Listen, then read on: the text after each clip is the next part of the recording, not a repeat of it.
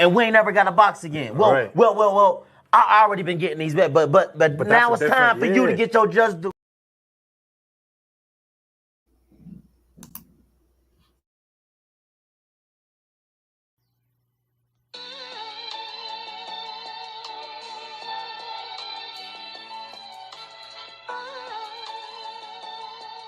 Yeah, you know the deal. We back again. Yo.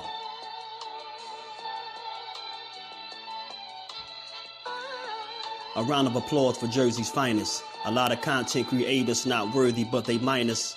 They get offended and start singing like the whiners. Talking like they tough, but it's only screaming and whining. My homie JusDueBoxing is the cat you don't come to. Your squad get run through. By the time you come to, you duck food. You suckers talk tough on the internet, revealing all your threats. Now we got you trapped in the net. JusDueBoxing be on this grind, y'all better hustle up. You deadlifted 90 pounds, we doing muscle ups. There's really no comparison. His voice sound like a derringer. Throwing a towel, it's just embarrassing. My dog Just very philosophical and psychological, and he mixed it all with good boxing news. These YouTubers feel like Bishop, I guess they got the juice, but it's lonely at the top to Just to feel like child abuse. Be respectful, he don't want to talk wild and loose. If you can't relate, you get dismissed like a mild dispute. These weird cats will tell lies that then they hide the truth. Why beyond views? You lose your life when you collide with dude. It's JusDueBoxing. All you cowards quit jocking. Kirk is official with no other options. Yeah, yo.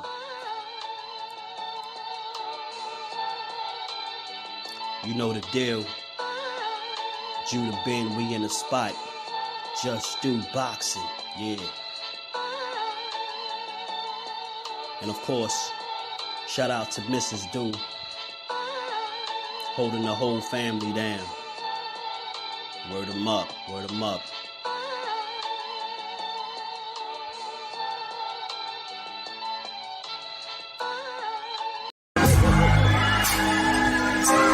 Say what?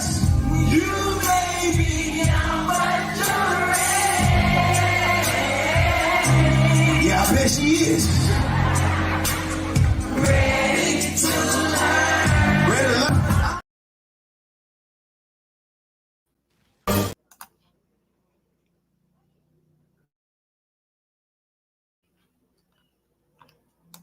What's good? What's good with the fam, man? How y'all feeling on a good Monday?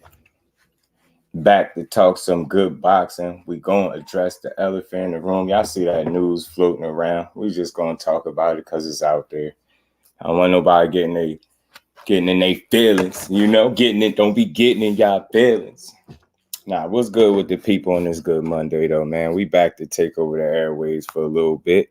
Get boxing as just do. You know, I seen this floating around a little bit, so we're going to talk about it. Regis did an interview with Cigar Talk, too, so we're going to play that. We're going to get into that. We're going to talk about Devin Haney response to, the fans saying that he was figured out by Lomachenko. It's a lot going on. It's a lot going on. Salute to the Haney crew, man. We gonna talk about it though. Y'all smash the like button on the way in, man. Smash the like button, sub to the channel. Y'all make sure y'all notifications on. We gonna cook, man. We gonna cook. What's good, Ant? What's good with it, bro? How you feeling? I see Spence Camp accusing Bud loading his gloves. Nah, I didn't catch it. They still on that though? Is anybody still believing that? That's wild. I be who I be. What's good with it, bro? How you feeling? What it do, homie? How you feeling? Rise Podcast, what's good, bro? How you feeling? Appreciate you sliding through all things, my guy. What's good with it, Brody? What's going on? Salute to the queen, Miss Joette. And salute to my queen, Miss Just Do. How y'all queens feeling? Appreciate y'all. Jonathan, what it do, homie? How you feeling? William, old school. My brother, what's going on? Zoom verse, peace and blessings to the bro. How you feeling? Teach, what it do, Teach? Joe, what it do? What's good with it, yo? He said Regis on bull. Regis, a lot of times, again, I know it's you hearing it from Regis, you feel like it's from him, but to be honest with y'all, this is something that I heard years ago, but I don't just believe anything I hear. You know what I mean? I always keep an open mind in boxing, but I'm not here to try to, you know, put it on them. But we're going to discuss it for what it's worth as it's out there. These dogs listening to church service for a second. Nah, that's Will. That's me. That's me sending my that's some warning shots, man. Some people, you know. You know what I mean? You know. I'm not mad at this one. I think he's just trying to settle the fight, right? So I heard somebody else say that too. It's possible though. Ashley's corner, what it do, cuzzo? How you feeling? Appreciate you stopping through. Devin Haney popping right now. He is, as he should be. Ain't that what you want? That's what you want from him, yo. You want him to be popping. You want his name out there. Regardless of what, even with a story like this, is a lot of people talking about him, right? So it's always good, man. Good publicity, bad publicity. They talking about him, right? So I think it's always a plus. You know what I mean? Somebody gonna have to prove it at the end of the day, right? But it is what it is. It's definitely out there. It is out there. What's good with the family? How y'all feeling, man, on this good Monday?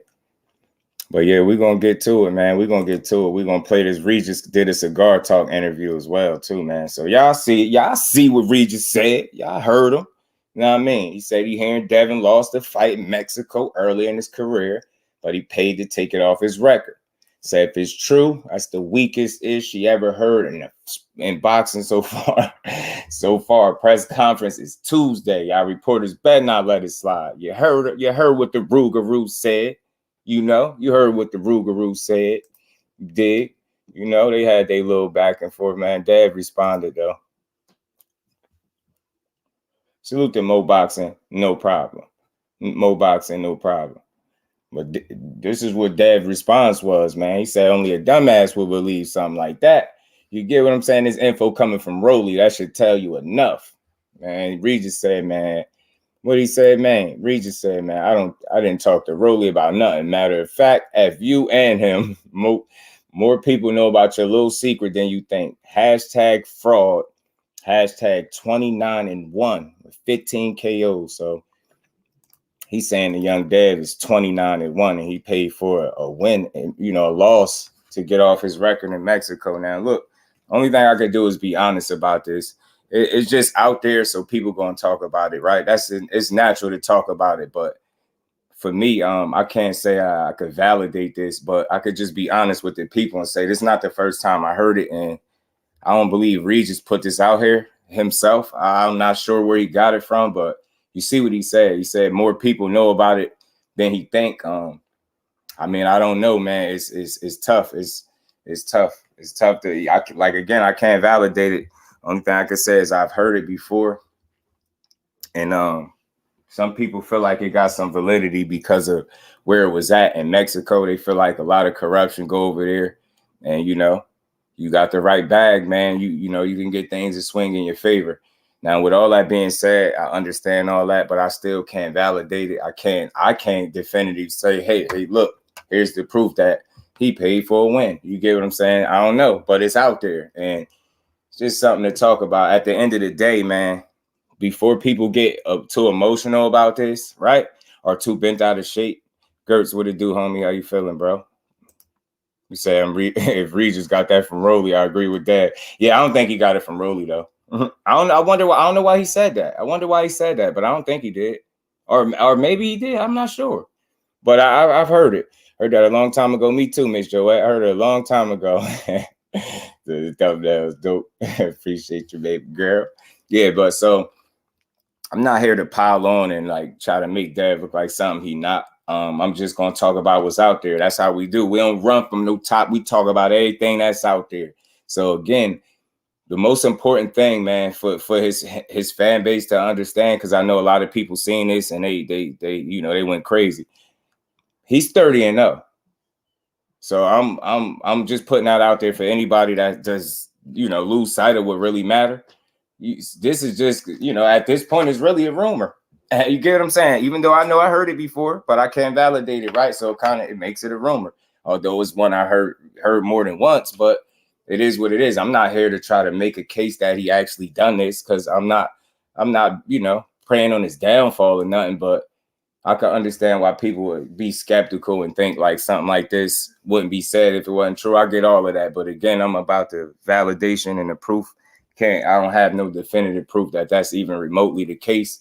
But I think, again, the most important thing for, you know, everybody that supports him, especially the diehard fans of his, keep in mind, he's 30-0. That's the most important thing about anything. So people can say what they want, right? And that's to the Devin Haney fans, the big diehards like that the people that when they seen this, they went crazy. The only thing y'all is no argument. He's 30-0. There's no argument there. So that's just a little something for y'all. Put that on your mind. You don't really got to argue this. It is what it is. He's 30-0. 15 KOs. Regis said he's 29-1, but you expect his opponent to say that he's about to fight him. And some people feel like Regis is just selling the fight. Salute to my brother, Big Dog Willie, always supporting the channel, supporting the grind. Appreciate you, bro. Says salute to Just Do, Miss Just Do in the chat. Special salute to the greatest cat master in the world. Can I have a round of applause for AKA Lord, AKA Captain America, AKA Black Pinocchio, Bill Haney. Shoosh. Talk to him, Big Dog Willie. Much love and appreciation, bro. Am I joining that? Where is my and we ain't never got a box again. Well, right. well. I already been getting these bet, but now it's time for you to get your Just Do. Regis is kind of weird. Why do you want to be? Why do you want to take Devin first? Why be happy to be second? Georgie, salute. I don't think it's that. I just you gotta just keep in mind. You make a good point. You should want to be the first one to take his O. But in saying that, bro, that's exactly what it would be. So this is just hearsay, and it's something that got the people talking. So it's really like no defense that people need to come to his aid. Is he 30-0, right? If he was to get a loss, it would have to come from Regis because he got the next opportunity to attempt to put a loss on that record. So I get you, but I think what Regis is doing is responding to something that he heard that he just couldn't agree with, right? Like just say hypothetically, if that were true. You see what he said, if that's true, you know, that's the weakest he heard in boxing so far. He said, if it's true, right? You get what I'm saying? Of course, he's going to put it out there because it's his opponent. He ain't going to hesitate to put something out there. Why would he, right? We just wish he was 30-0. We're going to see him in December. He really knows how many he really lost, seeing where he started his career at. Mexico, I get that, man. I get that. That just come with the territory. I get it, Miss Joette. My people mad when he said I got happy press conference about to be fired. Oh, yeah. Facts, Jonathan. It's just 29-1. That 30 has a question mark. Regis tripping all things. What it do, homie? How you feeling? He said Regis trying to catch the fight. Yeah, man. Hey, man. Sell that joint, man. Rick Timms, what it do, homie? How you feeling? William Old School, my brother is in the building. Regis giving nervous injury. First, he said Devin using his belt to give him back. Echo plan. Second, moving out onto Broner. Third, he lost in Mexico. Look, I ain't mad at nobody that failed no type of way, man. Y'all talk to me. That's why we here. The way you can prove that a fighter actually paid for a win early in their career instead of actually, you know, or it's just more about promotion for a fight. I'm gonna tell you this, like whether he's trying to promote the fight, a situation like this, a topic like this naturally promotes the fight in and of itself because it gets people talking. So if you see I'm doing it, I'm literally talking about it. So I'm gonna talk about the fight. But the thing is, I'm not gonna put no smut on his name or come here and try to make it seem like I got some evidence to say that this is factual. We just discussed what's out there. That's what boxing is, right? But again, I heard this before, but I couldn't validate it then. I can't now. So it's just it is what it is. It's just something that's out there right now. But you know, Dev ain't biting, man. So the most important thing is that he's 30-0, and you know, he get to see Regis December. So all the talk get to stop and they get to fight. You know what I mean? Yeah, he said he giving up nervous energy. So Regis got back everything up. You get what I'm saying, Joe? That's all it is. And it's going to be fun to see, you know, him actually make his attempt to back things up, right? I think this might have been what he was talking about, the Roley situation, man. And this is what Roley had to say. Thing is, that wasn't me, but it's true. He said, I don't even talk to Prograis ugly ass.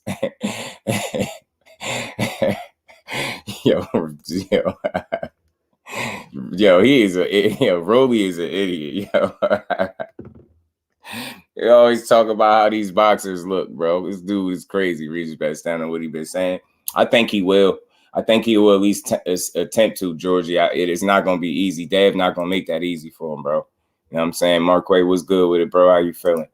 Appreciate you sliding through. So, look, again, it's nothing to really get bent out of shape about. It just is what it is. It's out there. You know, it ain't no real argument that need to be made because, like I said, the man is 30-0. Last time I checked, he's still undefeated. That's what should really matter. Like I said, I believe that, you know, Regis is really reacting and responding to something that he heard, honestly. And I don't think that it was an attempt to promote the fight. But whether he was trying to or not, I think it kind of helps in a weird way. So it don't really matter. You get what I'm saying? I don't think it matters. You know what I'm saying? They gonna fight. You know, that promo for this fight was fun. They both had their little promo videos. I think I still got both of them clips in there. I'm gonna see. A1 Hoop Zone, what's good with it, bro? How you feeling, my bro? Appreciate you sliding through. He said, hey, Shakur got a beard. We're gonna be in trouble. Yeah, man. You know, that's a fact, man. He gotta be able to take a shot because at some point you're gonna get hit, right? Everybody gets hit. But yeah, I seem to believe he'll be all right, right? I think he'll be able to take a decent shot, but I think he's always going to be responsible enough defensively to you know what I mean, to keep himself, you know what I mean, on the up and up when it comes to taking big shots. I think he, you know, that defense is a rarity, man, to be able to make people, you know, constantly miss and make them pay and make them look bad. You know, I think it's a special quality of his, but you're right, man. His chin, especially if somebody tested for sure and you see it and it is what it is, he'll be just fine. Because I've heard a lot of different stories, so I seem to think he'll be all right. But sparring is one thing, under the lights is another. So Edwin might show us. He said 36 minutes of hell on earth for that boy. Yeah, right, cuzzo. I'm telling you, Joe, he be tripping though. Can't watch Roley with a straight face. His voice cracks me up. I'm telling you, Roley is funny, man. He's funny. So you know, do time kind of creep. Yo, y'all crazy. Man, y'all punch the like button for me, man. We gonna keep rolling through, man. But again, that was Roley. That's what Roley said. So for the people that thought it was Roley, Roley said he didn't put that out there, right? He didn't put that out there. It didn't come from him. He don't talk to Regis Prograis ugly ass. That's what he said. So there's that, man. You know, let's see what Dev has to say about it. He just said it's dumb. Like, he shot it down. He said that's dumb. It ain't happened. He, you know, basically shot down the fact that he'd ever pay for a win. You know what I'm saying? And this is something else that happened as well with Regis Prograis. You know, this was a quick scare. I don't know about y'all. When I seen this was a quick scare when he just said he just got into a wreck. Somebody ran into the back of him. I was already thinking like, man, I hope this don't postpone the fight at all. Or you know, stop the fight from happening. But good thing for him, Regis. I think I got a clip in here with Regis speaking on it. So he should be good.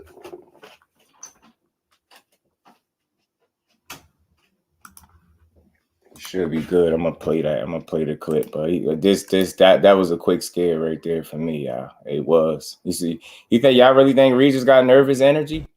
I don't think so. I just before anybody you gotta think, bro. He's lost before. I don't. You get what I'm saying? Like that. You know. Now, do we have nerves? That's something different, right? I think all fighters have that, but I don't think neither of these dudes nervous. I think they ready. I think Devin Haney, after him and his pop seen what they seen from Regis in his last fight, I really think they're more than confident that they can beat him. And even Regis said, you know, he feels like his performance against Zorilla is the reason that Devin Haney has the confidence to take the fight.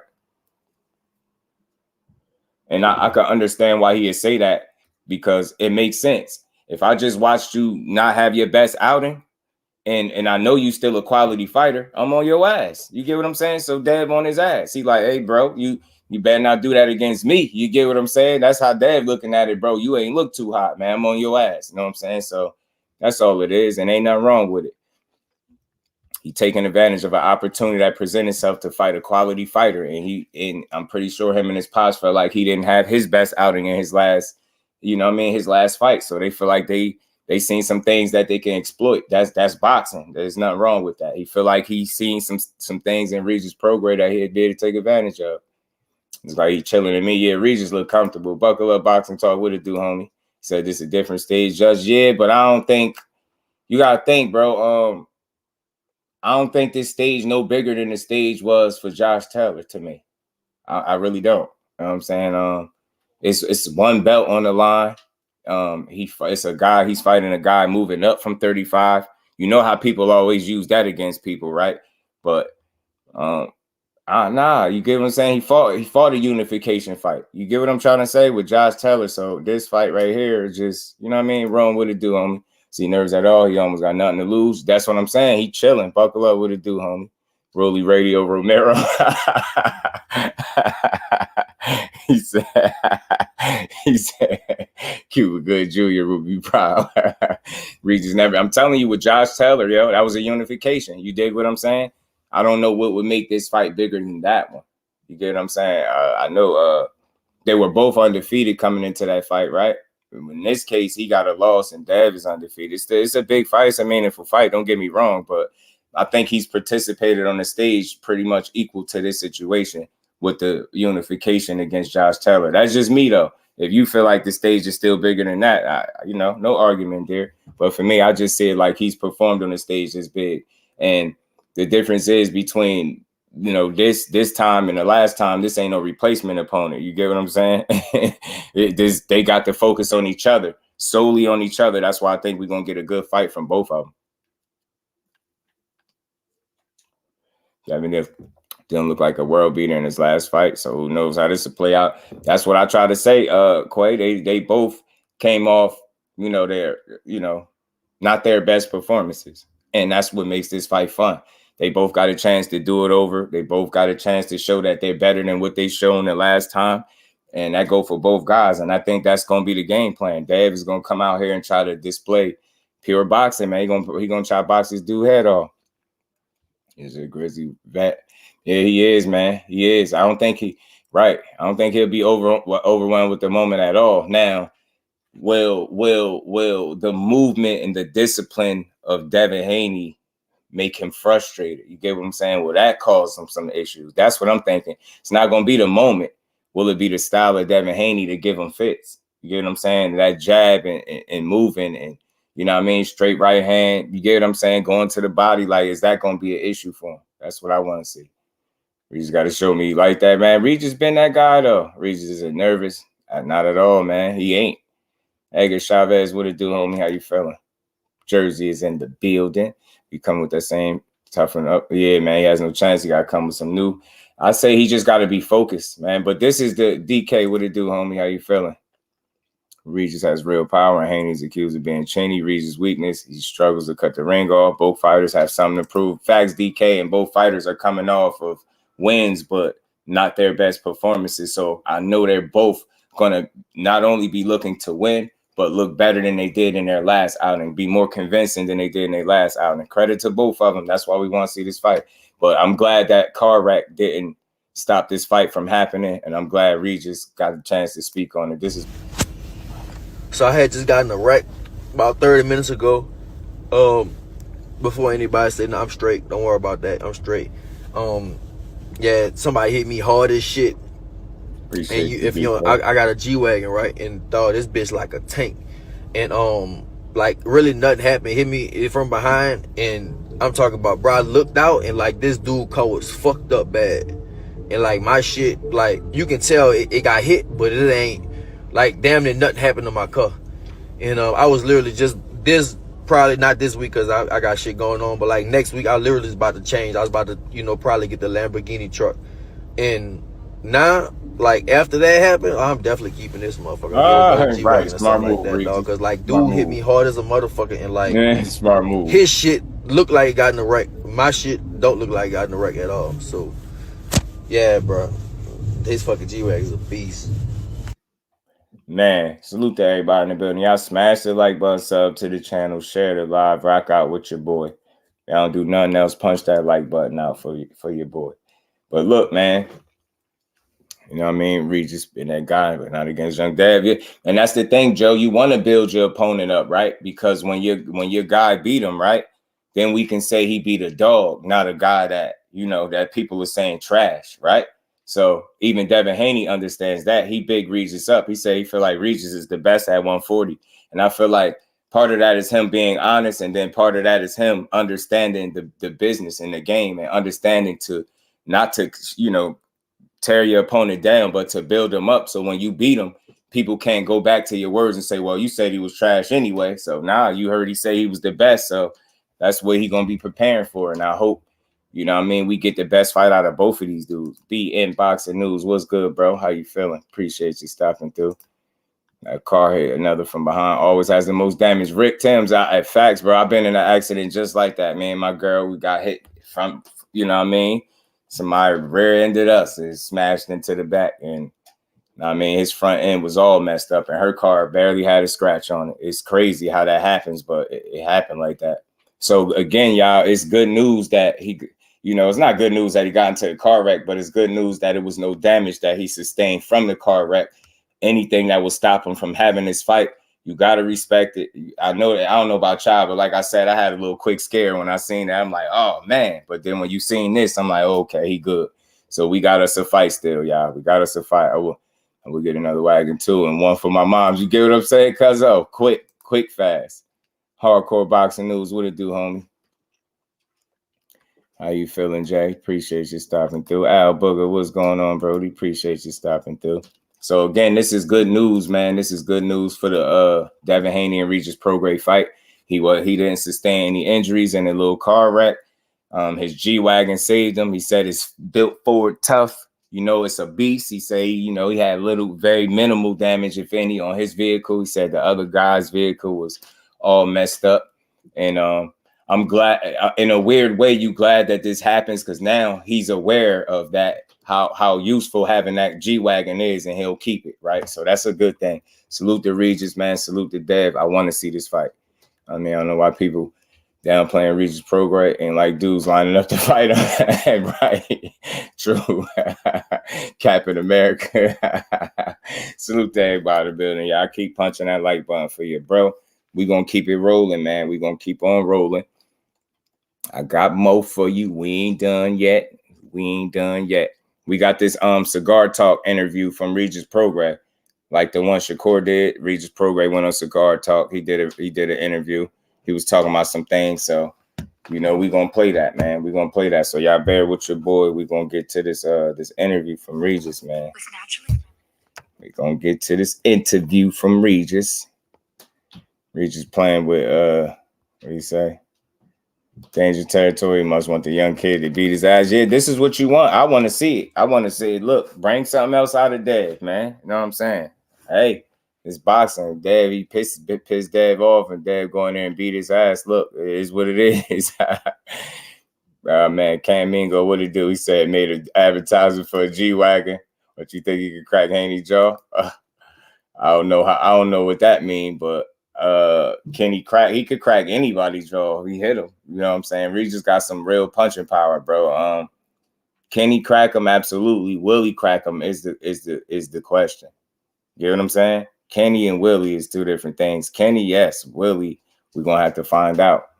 Can't wait till tomorrow. I want to see how Regis gonna act. You see how Dev, Tane Bozo, Regis next. I'm telling you, Regis a different dude, Joe. Yeah, that's not gonna happen.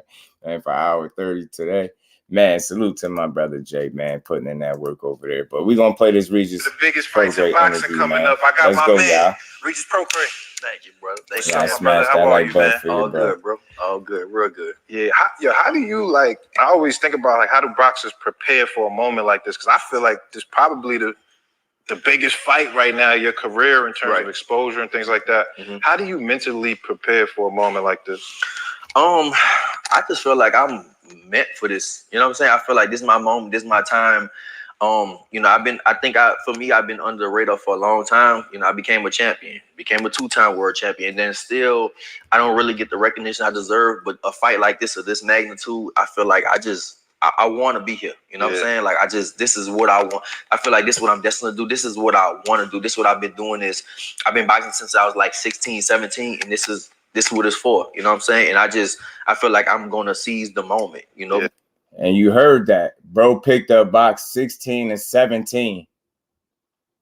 This is kind of late. It's on the late side because it is a big moment. This is what I'm doing it for. I just, you know, I love it. I love the sport, and I want to get into those big moments. I want the big fights, and you know, now it's here. Yeah, for sure.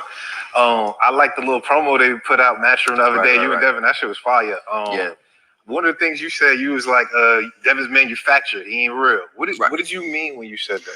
I just feel like, I mean, Devin had it easy his whole life. I think, you know, I don't know him that personally. I know him a little bit, but I don't know him that personally. I feel like, bro, like he had it easy his whole life. I feel like with me, I really had to get it. I had to get this out the mud. If people don't know my story, bro, I didn't fall for free and all kinds of stuff, bro. And I was broke as a grown ass man. You know what I'm saying? Like Devin was. I just want to stop that real quick, y'all. You heard what he said. And I knew this already. I mentioned this before. He didn't have fights where he made zero money, but I done heard some interesting things about Dev's career too. So these dudes backstories be real. This dude really had fights where he made zero money, man. I'm telling you, Regis is a dog to me. And win, lose, or draw, I'm rocking with him. I think this is going to be a great fight. I'm not making a pick. This is some real stuff. This is why I could rock with him. No money. He been broke. He just felt like he got it out the mud. Saying it correctly, I think Devin was like driving. I don't know him that person. I feel like, bro, like he had it easy his whole life. I feel like with me, I really had to get it. I had to get this out the mud. If people don't know my story, bro, I didn't fall for free and all kinds of stuff, bro. And I was broke as a grown ass man. You know what I'm saying? Like Devin was. If I'm saying it correctly, I think Devin was like driving a Bentley or something like that to high school. You know what I'm saying? Damn. Like he was. Oh, he stops at money. You saying like he come from money. Right. Devin come from money. I don't. You know what I'm saying? I got money because of me. You know, that's why I think like it's man. For me, that's why I say he manufactured like everything about him is like, you know, somebody has to tell before. I feel like before he has to walk out the door, people have to tell him what to put on, what to say, what to do. Everything. You know what I'm saying? Everything is a team of people around you. Like you can't when you get out of bed. You can't do this. You got to tweet this. You got to do this. Like me, I feel like I'm real. I feel like I said, I feel like he's manufactured, you know, and he has a good team around. That is a, you know, the definition of a good team. But at the same time, bro, like I feel like, you know, he didn't get it. Like I got it. Like he was, with the home team. He had, you know, I think, you know, he is skilled, but he had, you know, good luck on his side. And I think he had, you know, he had really good management, basically, you know, and they kind of got him to where he at right now. I feel, and he just didn't get it out the like he just didn't get it like me. Like I really got it out the mud. You know, I didn't come from money. You know what I'm saying? I feel like he come from money. Like his daddy had money, his brothers and stuff, they had money and stuff. I didn't have that. You know what I'm saying? So it's a different hunger. Like I'm the first person in my family actually doing what I'm doing. Like he comes from that already. Right. All right, and look, I feel him. And like Joe said, look, everybody path different, bro. Everybody path is different. Listen, I will say this. I do believe that Devin Haney has not the same exact path, obviously, but I think he has some similar experiences in terms of not really making, you know, the biggest bag, especially early. You get what I'm saying? Especially having to go over there and fight in Mexico. So he shared his version of struggles as well. And this is what I'll say to this, right? I can't be mad at Regis. Regis is just giving you an honest assessment of what he feels, what he thinks. Like he doesn't know him too personally, but he feels like, you know, he comes from a more comfortable living. You know, he comes from some money, right? Whereas I had to get it out the mud. The reason I had money is because of me. So the hunger to drive is a bit different, right? I'm really getting it out the mud. But just because you came from money, you get what I'm saying? Now, this is where my respect for Devin Haney comes in at. Now, Regis, I don't feel like he's slighting him. He's just giving a grown, they having a grown man bill, and he's just telling him what his perception of Devin Haney is. That don't mean it's the truth, but again, I don't think he told a bunch of lies. Like you get what I'm saying? We know the situation. He didn't actually have to struggle the same way he did, and that's not a bad thing. But again, this is where my respect for Devin Haney grows. Boxing Facts, salute. he, you know, coming from that money and being a guy that is not just fighting for money. Like, obviously he's fighting to get his own bag, but you know, that's not his only motivation, because his pops had done right by him and you know, situated him and had him right. So that's not a knock on him though. Why it's impressive to me is because he could easily be this coddled kid, you know, this spoiled kid, and not be willing to put the work in. Look at Ryan Garcia's situation. I ain't saying he came from money, but he got money, and to some degree it killed his drive, it killed his hunger. Devin Haney, on the other hand, even though his pops came from money, they got themselves to 30-0, whereas Devin Haney has made some good money in the sport of boxing, where you could look at him as a fighter that's paid. And why I respect him is because although he is paid, he continues to work hard, put the work in. He always in shape. You get what I'm saying? You never see the kid out of shape. You get what I'm saying? So I respect it. Like, he's not taking this for granted in that regard. And that's one of my biggest, you know, that's what my respect is for him. Like, I think his discipline to the sport is respect. I respect the hell out of it, because he could easily be a guy that, you know, oh, we got money already, and not be taking his career as serious. But that's not the case. At least that's not the feel that I get. So that's why I respect it a ton. You get what I'm saying? Although he might come from some money, but we know that because we know it. We don't know it because that's how he act. You get what I'm saying?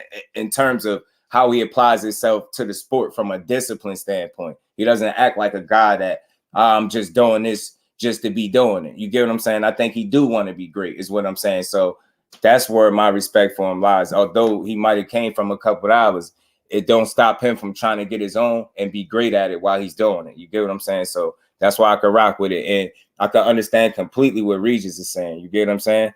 Can have both. You could say you came from money and still want street cred. Oh yeah, we could tell the difference. Right. That's a fact.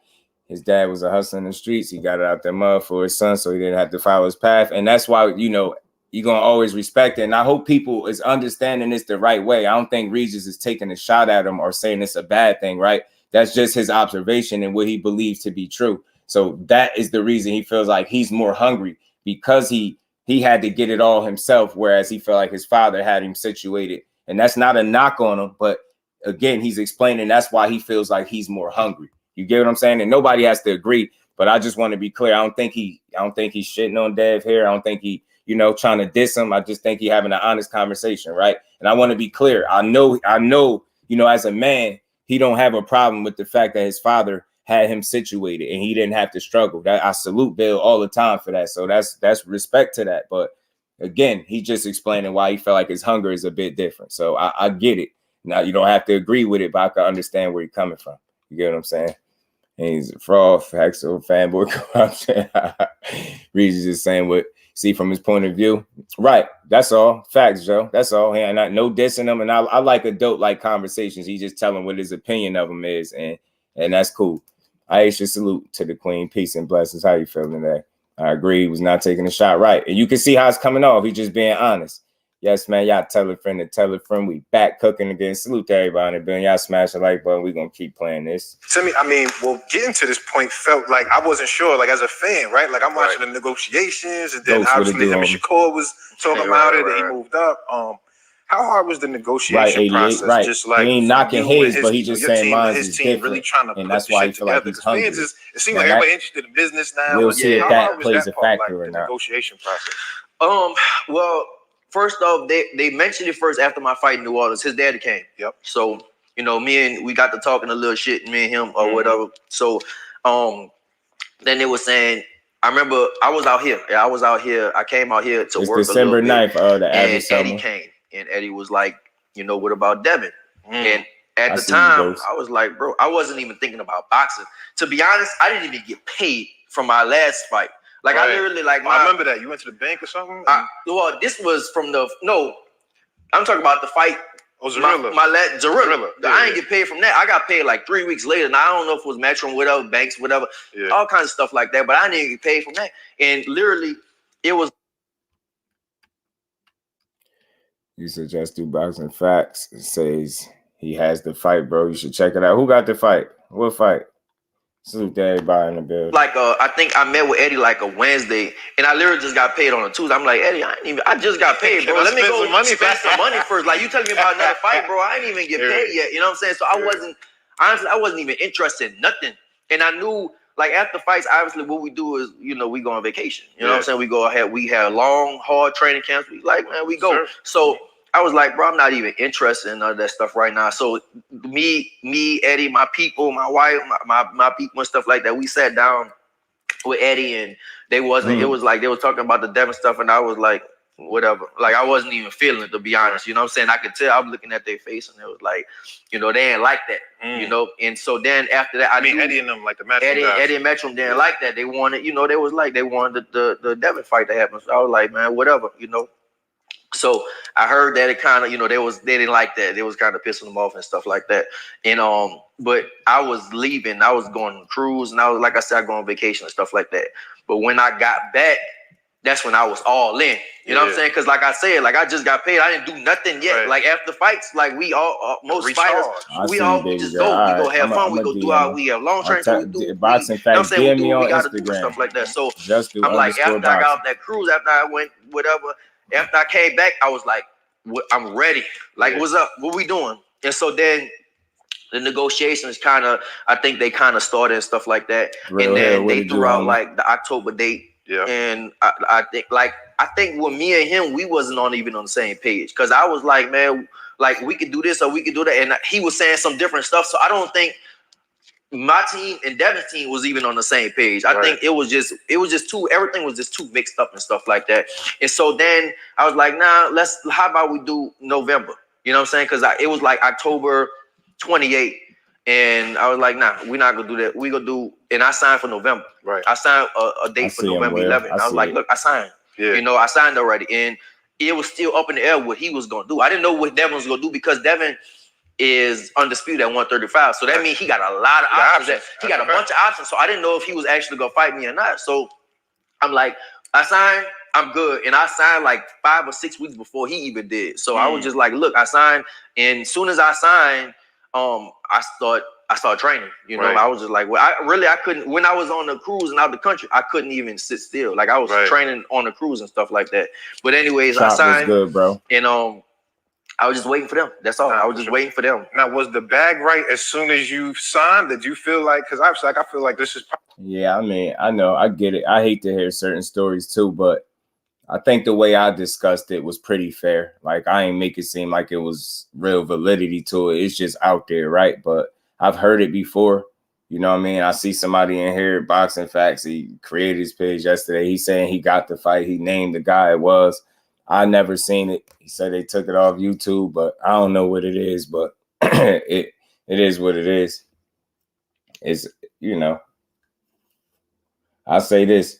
At the end of the day, the most important thing is that Devin Haney is 30-0 when you look at his record. So this is just hearsay. At the end of the day, it's more promotion, more buzz for the fight, and it changes nothing. And at the end of the day, they get to settle it December 9th. You get what I'm saying? Cigar Talk, salute, family. Appreciate you pulling up. Great interview. Great build, by the way. Kirk Douglas, what's good with it, bro? How you feeling? Appreciate you stopping through. We're going to keep playing this. I don't know what that is. That's a whole nother language, but we're going to keep. Like, because I feel like this is probably your biggest fight. Like, you know, I guess Josh Taylor before that, but this would probably be considered the biggest fight. This is bigger, for sure. Yeah. Was the money already right? Because I know, you know, like I said, he was over 25%. Was you like, all right? No, we wasn't doing that, and I wasn't doing it. I'm the champion. He trying to fight me. You know, at 135, he is undisputed, you know, so he was offering Shakur 25%. But I don't even know. I think people get mixed up on Twitter and all that, the 25, but I don't know what was going on with him and Shakur, bro. I don't. Whatever, but anyways, they was we kind of as far as the money and stuff like that go, we got that right, you know, like it didn't take a long time for us to get everything right, you know. It took a little while. Of course, they come back with something, and you come back and forth, you know, you got to negotiate, but it honestly didn't take that long. We was like, all right, we gonna do this, and we cool. And like I said, I signed way before he did, so you know, I was cool. Yeah. So tell me. Stop it right there. DK said we cannot ignore the fact that Regis just said that he's more hungry than dead, but after not getting paid, did not want to fight a big fight to get paid. In that moment, he did not show hunger. I I get you. I mean, I get it. I get where you coming from. I just look at it like this, right? If you look at the context surrounded in what he was saying, why he was kind of hesitant, because typically after it was right now, just listen. It's right after he had a fight. So he already thinking about, vacationing with the family, how he typically do. And I think, he even has a specific month where him and his family go out and vacation and things like that. And I think that was coming up around that time, if I'm not mistaken. So I think his mind was on that, to be honest. I think his mind was on that. And even when he went to go discuss it, you know what I'm saying? He just didn't, he wasn't feeling it. You get what I'm saying? He was thinking about, vacation and spending some money, like he said. So I think it was just the timing in which the fight was initially presented to him is why he felt the way he felt. You get what I'm saying? It was right after the fight. He like, damn, already? You get what I'm saying? But at the end of the day, even though I get what you're saying, still pay attention to the fact that how quick and how early he signed it, about 5 or 6 weeks before Dev did. Now, all that matters at the end of the day is that Dev signed it too. So nobody can say he didn't want to fight. But I think with Regis signing it as early as it did, it showed you, even though he had his reluctance, it was for reasons that I just mentioned, him wanting to take a vacation and things like that. That's where his mind was at initially when the fight got proposed to him. That's what he said. So I get it. You know what I mean? But I think it's dope how he still showed the willingness to take this fight, and he signed it very early. And here we go. We got us a good fight, man. Got us a good fight. Got us a damn good fight. But on the way, man. I'm glad Regis minding his business on the Shakur Haney situation. Right. Me too. This was the fight, y'all. Box Rex. Oh, okay. I might have to check that out, man. I'm gonna have to check that out, Ghost.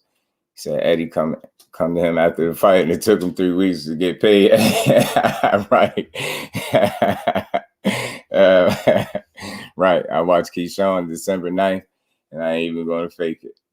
I'm like, yeah, facts, right. Me too. I'm watching them too. Dad, the welterweight Haney was the delay. You stupid. Man, pushing on him after. I was just curious if the money part was it. Nah, this is a great build, man. You've been doing great work, man. I followed the other one. I seen your Shakur Stevenson one too. And you do great work, ask great questions, man. This thing just flowing. So I like it, man. I like what Regis is saying. I like how he ain't making nothing personal. It's just a build between the two. This is not even an interview. I call these builds, man. Y'all just having a dope conversation.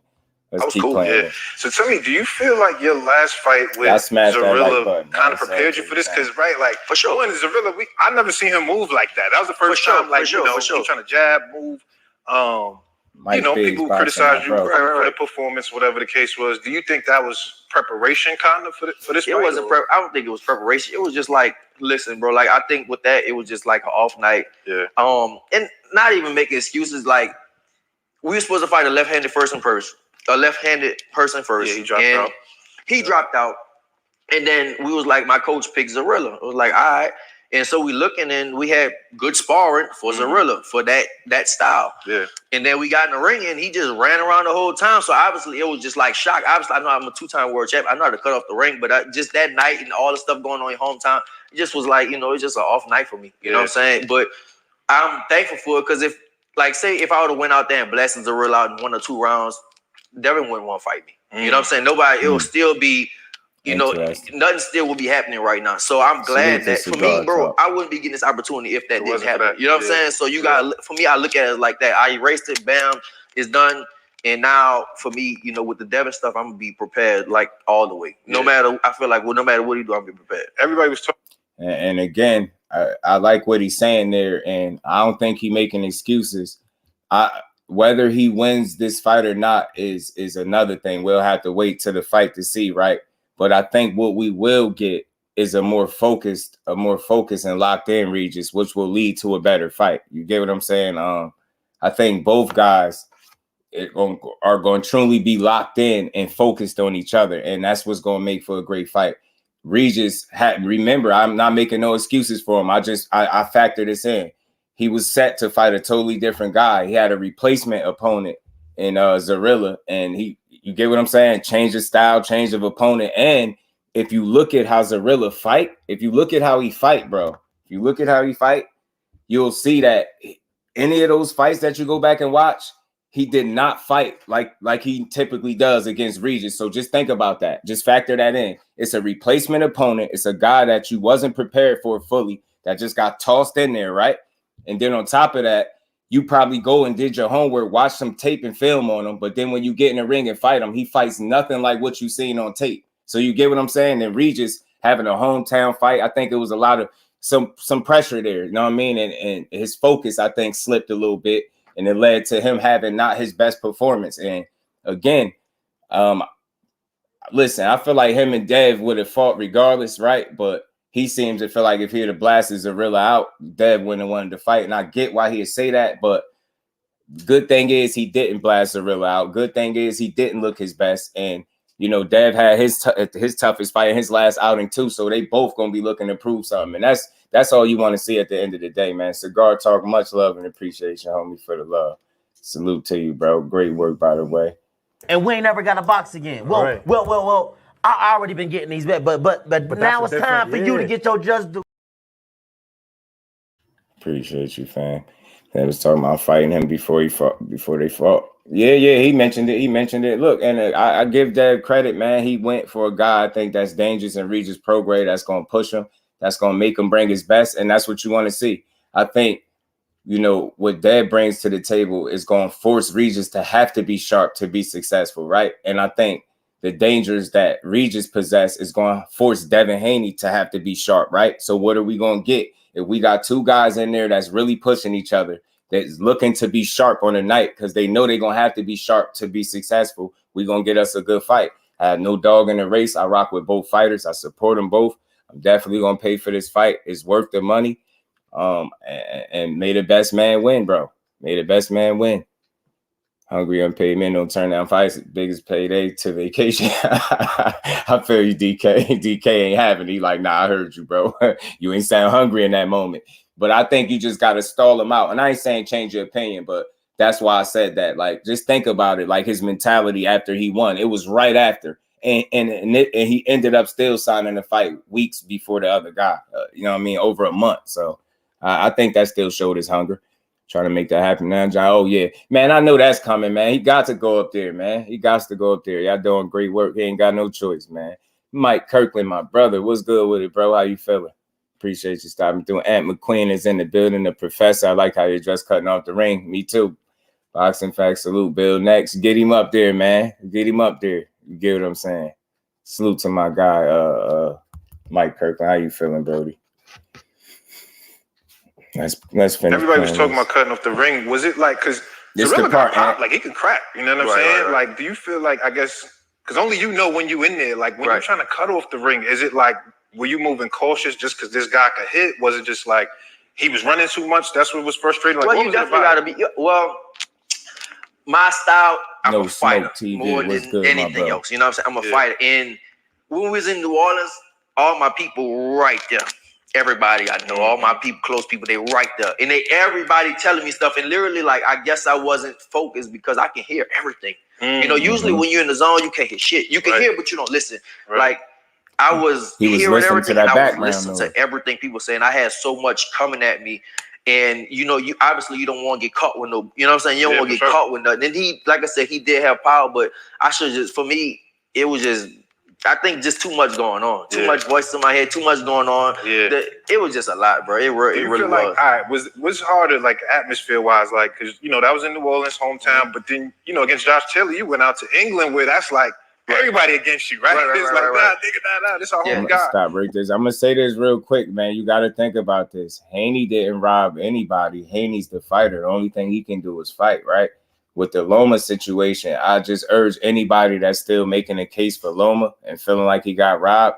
If anybody robbed Loma, respectfully, it was Loma. And the reason I say that because he was on record saying he did not go 100%. He let up off the gas in the 12th round. So me understanding that as a boxing supporter, and I'm watching this, and then I get to hear, I see a guy lose a close fight, and then after that close fight, he goes on record to say, I let up off the gas in the 12th round in an undisputed fight, the biggest fight of your life. You get what I'm trying to say? I'm not going to be a guy that's salty that he beat Loma because Loma didn't give it everything he had. Dev did. That is the difference. I think that's the difference that made the difference in the fight. That's why he got his hand raised. And the only person that Loma could truly be mad at is himself. And a lot of people want to think that the reason he was in that back room crying is just because he lost. I think he was crying because he know he didn't give it his all. And as a result, that's why he lost. You know what I mean? So he gonna always be kicking himself in the ass for that. I'm just telling you. So I know it was a close fight, but I don't feel like it was no robbery. And when I hear a guy admit to not giving it 100%, it's hard for me to make a case for him. You didn't even give it your all in the biggest fight of your life. That's your fault. You get what I'm saying? You got to do better. Got to. What's the difference between those type of fights, like place-wise, like England versus your home? Well, obviously, you don't want to go to a different country. You know what I'm saying? Different country. You know, that was a big difference. But I think the harder the crowd was hometown. Because like when you're in your hometown, bro, you got everybody you ever know. They gonna be there. Yeah. You know what I'm saying? And like you gotta deal with so much. And people say, oh, you ain't gotta deal with that, but you still gotta deal like family and all that stuff. You can't just go, oh, tell this dude, man, go tell him this. Go tell him. Because a lot of people you can tell them, man, I got my people and stuff, I got my friends and my sister and stuff. Man, look, go tell them this, go tell them all this stuff. But you can't tell that to your mom, or you can't tell it to your sister, you can't tell it to, you know what I'm saying, your wife and her friend. Like, and so one thing I did, bro, like the day of the fight, this was literally the day of the fight. I was in my hotel room, bro. I was up early, and usually I try to sleep and stuff like that. I was up early, and I think I had to be at the arena for like 7 p.m. You feel me? You got to, bro. Like you got to think that young man. And this is me. I'm a fair dude. I'm always giving everybody just due. That's what I do. I give everybody credit. I'm a fair dude.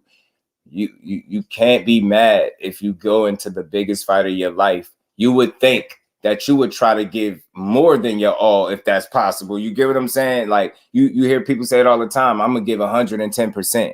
Like you get what I'm saying? And to think he didn't even give 100.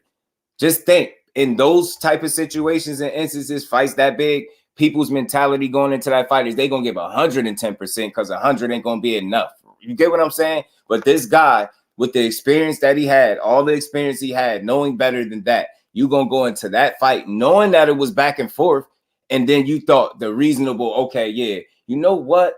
Yeah, even though this fight was close and back and forth, I'm a not go 100% in the 12th round. Yeah, that makes sense. You get what I'm saying? I just have a big problem with that. He robbed himself, bro. You get what I'm saying? He did. He ruined his opportunity. He can't make a real case for himself. Like, if that was my favorite fighter in the world, Loma was my favorite fighter, and he came out and said, I didn't give it my all in the biggest fight of his life, I would be mad at him. Nobody else, not the judges, not Devin Haney, nobody. I'd be mad at him. You got to go out there and give it your all, bro. And he just didn't do it. So when I already felt like it was a 7-5 for Dev. And after hearing him say he didn't give it 100%, I'm like, yo, ain't no way you could just sit up here and whine and say he won. Like he should have went harder. The young boy gave it everything, and he didn't. You know what I'm saying?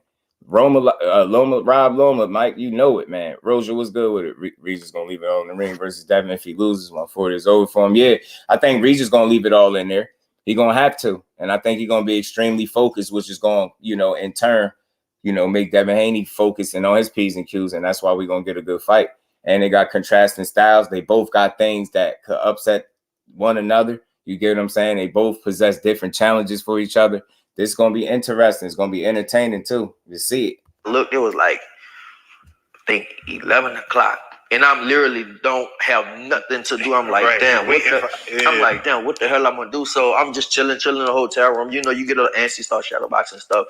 Right. And I called my wife. I was like, man, come get me. And I went by my mama house, and Lord, I should have never did that.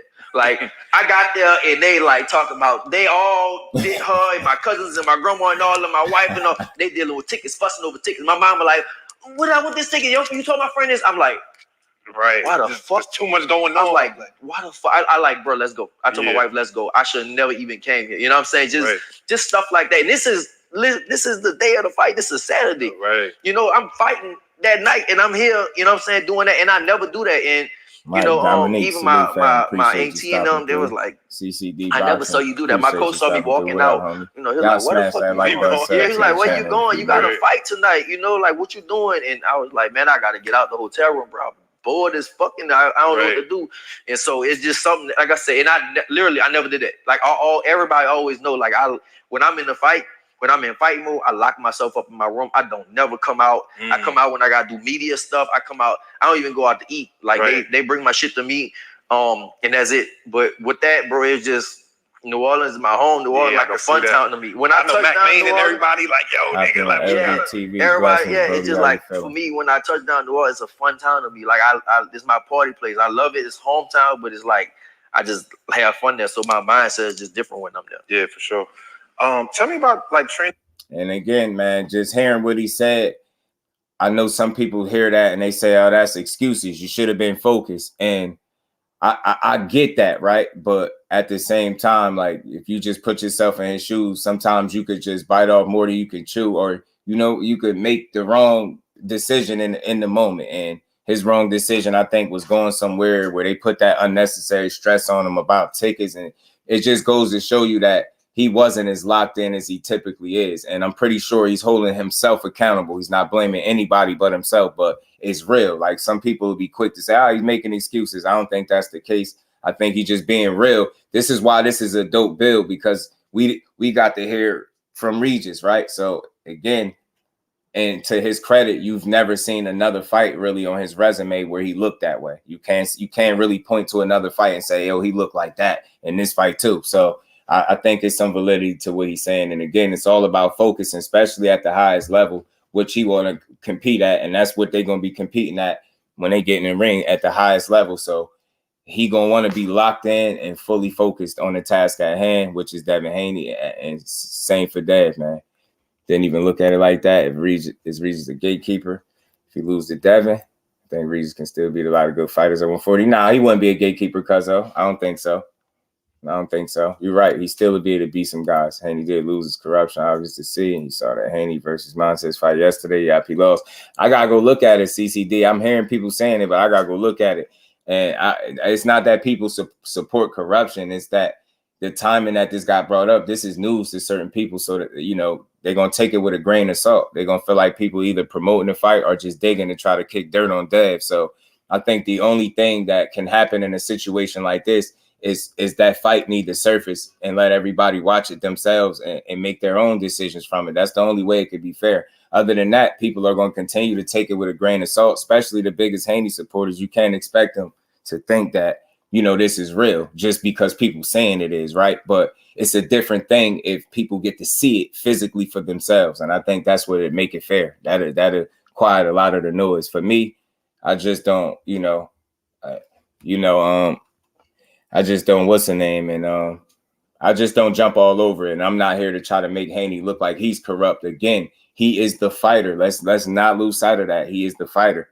You get what I'm saying? He fights. You get what I'm saying? He's not responsible for the accusations that's being put in front of him. I'm pretty sure all he did was go out there and fight. And we got to keep that in mind. I've been subscribed, Cigar Talk. Been subscribed over there. Regis will never get a title shot at 140 again. If he loses in the weight, it's hard for him to make. Yeah, man, I get you. 30 came and 30 fell. Regis leaving the bay with nothing but swooping. He just heard an interview with Stephen Espinoza. He said Showtime leaving the business or going to PPV model was untrue. Why am I not surprised? Yeah, Bole, you know how they do. Yeah, man. Facts, definitely. Go deep. His fights recorded them all. Oh, yeah. Did he? That's dope, Jonathan, if he did, yeah, because the fight that they talking about, I hear the name, but I got to go check it out. I don't know who he is. Like, I never seen it, and I'm not going to run with it without seeing it. That would be like, that'd be crazy. I've never seen it, but I've heard it before, but I just never seen it. So we'll see. You'll see. Well, but let's keep playing this, man. Training camp in terms of, because I saw a video on your Instagram. It was cute, man. Like you was leaving your daughters. Your daughters was in the car, and then you like, yo, I gotta go to training camp. She was crying like that. No, like, yeah. How was that part for you? Just like, obviously you a family man doing that, but then you gotta work, you gotta provide. So what's that like? Just from the family side, like the kids, your wife, like you leaving to really have to dedicate. What's that like on you? It's hard, bro. I ain't gonna lie. I'm a family man, big family man. I love being around my kids, but this training camp, like, I feel like this is a big, like I said, this is a big moment. I think this should be a breakout performance for me. You know what I'm saying? This should put me, top pound for pound, like definitely best in the world. Should be, it's always gonna be people saying different things, but the best at 140 after this should be established. Pound for pound should be there. So this camp, I just left. I'm leaving for a long time too, and I'm gonna check it out. I'm gonna go back, but still, I never left this long of a time. But it's definitely hard, man. Like, I mean, that was my little baby, she's a little baby and stuff. My middle one, she was sleeping a couple. My son was, he kind of felt some type where they want to come out here and stuff, but it's just necessary. You know what I'm saying? Yeah, like, what I have to do, and somebody that I never seen him fight. I used to only come here for like 2 weeks or something like that, but now, like, I'm here for way longer. So it's just, I think it's just something you gotta do, something that, like, as a fighter, you just have to sacrifice. You know? I think that's interesting. And you see the difference, man. That he locked in, and that's why I believe we're gonna get a great fight. You get what I'm saying? He's saying he's locked in way longer than he typically is. So that should be a good sign for Regis Prograis. And like I said, it's good that little fender bender he had didn't stop nothing from happening, right? So it's good. I'm gonna send it to you. JusDueBoxing, Jonathan. Because I saw, like, I was watching Charlo All Access, and he still had his family there. Yeah. And it seems like most people feel like they leave. Impressive. So that's why I was like, do you feel like, I guess, is the family part of distraction a little bit and away from you being able to fully commit and focus? Right. Like, if they was here? Like for sure. Well, because I am a family man. My kids, I got 3 kids. I got a baby and I got older ones. And so they doing stuff, and I take my kids to all their stuff. My wife, we help and stuff like that. But it's literally, when I'm there, like, when I'm here, bro, I go train and come back and, like, I'm playing the game and shit like that. Like, it's just, that's all we doing. Like, literally, I'm here, I train, play the game and train. That's all I'm doing. But, like, when I'm there, like, I'm training, then I have so much other obligations. Like, I got so much other stuff. And it's like, my wife, she does that. She could take over, but I want to be there for my kids. I want to bring my daughter is in gymnastics. My son is in soccer. My daughter, same one, gymnastics, in soccer too. So I want to take them to all their practices and stuff like that. So that's why it's a big distraction, and you want to be, you're not, like, I'm not going to be in the house with my kids and I'm just, like, closing the door, like, just not, that's even more weird. So at least now they know, like, all right, I'm at work, this is what I'm doing. I'm out here, I'm training, and I don't, don't be distracted by that. Nah. Man, you see, that be a lesson, man. I know it's different strokes for different folks, but I think if you fighting at the elite level, I think it makes sense to lock in and kind of caveman yourself, so to speak. You get what I'm saying? Separate from your family if you had the luxury to do that, because I think in separating, you can remain hungry and avoid becoming complacent. And I think that's important. And I think, not even to get into it, we seen 2 fights more recently where 2 elite level guys had their families all up in the mix, and they both had terrible performances. You get what I'm saying? And then look, just to go even further, the guy that's speaking, Regis Prograis, he went over and he was dealing with his family, in his last fight, in a hometown fight. And what happened? He had a shitty performance. So you get what I'm saying? I think it's some validity to that. It's not about, not taking care of your family. That's what you're doing it for. So, but I think separating yourself, it just, it allows you to lock in a different manner where you're not focused on the typical day-to-day, of being a parent. So again, like he said, it'd be weird. He's not going to be closing the doors on his kids and not doing the things that he would typically do. So the only way he can not do those things is if he separate and go somewhere where his kids is not at, where he don't have to, tend to them the way he typically does. So it makes a lot of sense. I think it could be a distraction in that regard, and it could be very draining when you need to focus on something like a fight. So I'm glad to see that he's made that adjustment, especially for this fight. He seemed more locked in. And like I keep saying, I think this doesn't mean he's going to win for sure, but I think for sure what this means is we'll see a more focused and polished, sharper Regis Prograis. Sparky P, what it do, homie? How you feeling, bro? Mike Kirk go away. Right, you go away to become an animal. Facts, man. You got to separate from your people and go lock in, man. You got a job to do. Man, y'all smash the like button, sub to the channel. We gonna keep rocking through this. I don't, don't be distracted by that. Nah, for sure. I want to talk about real quick the landscape in 140. Obviously, Africa just fought Richard Hitchens. He fought last week. I saw your tweet. You said you thought it was boring. Like that shit was terrible. Yeah, he called you out and shit after the fight. He said your name.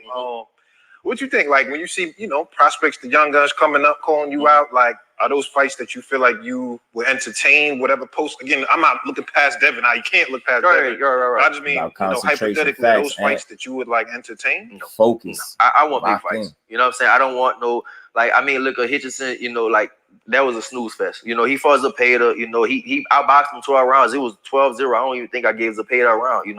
He definitely beat him, but it was boring. And like for me, I want the big fights. Like right now, obviously same thing. You can't look over Devin, but after Devin, a puncher like somebody either belts or big fights. That's all I want right now. I'm in my stage where I don't want no prospects and all that stuff coming up, man. You got to do work, bro. I'm a 2-time world champion. These news never even became a champion before. You know what I'm saying? So yeah, you looking good and stuff.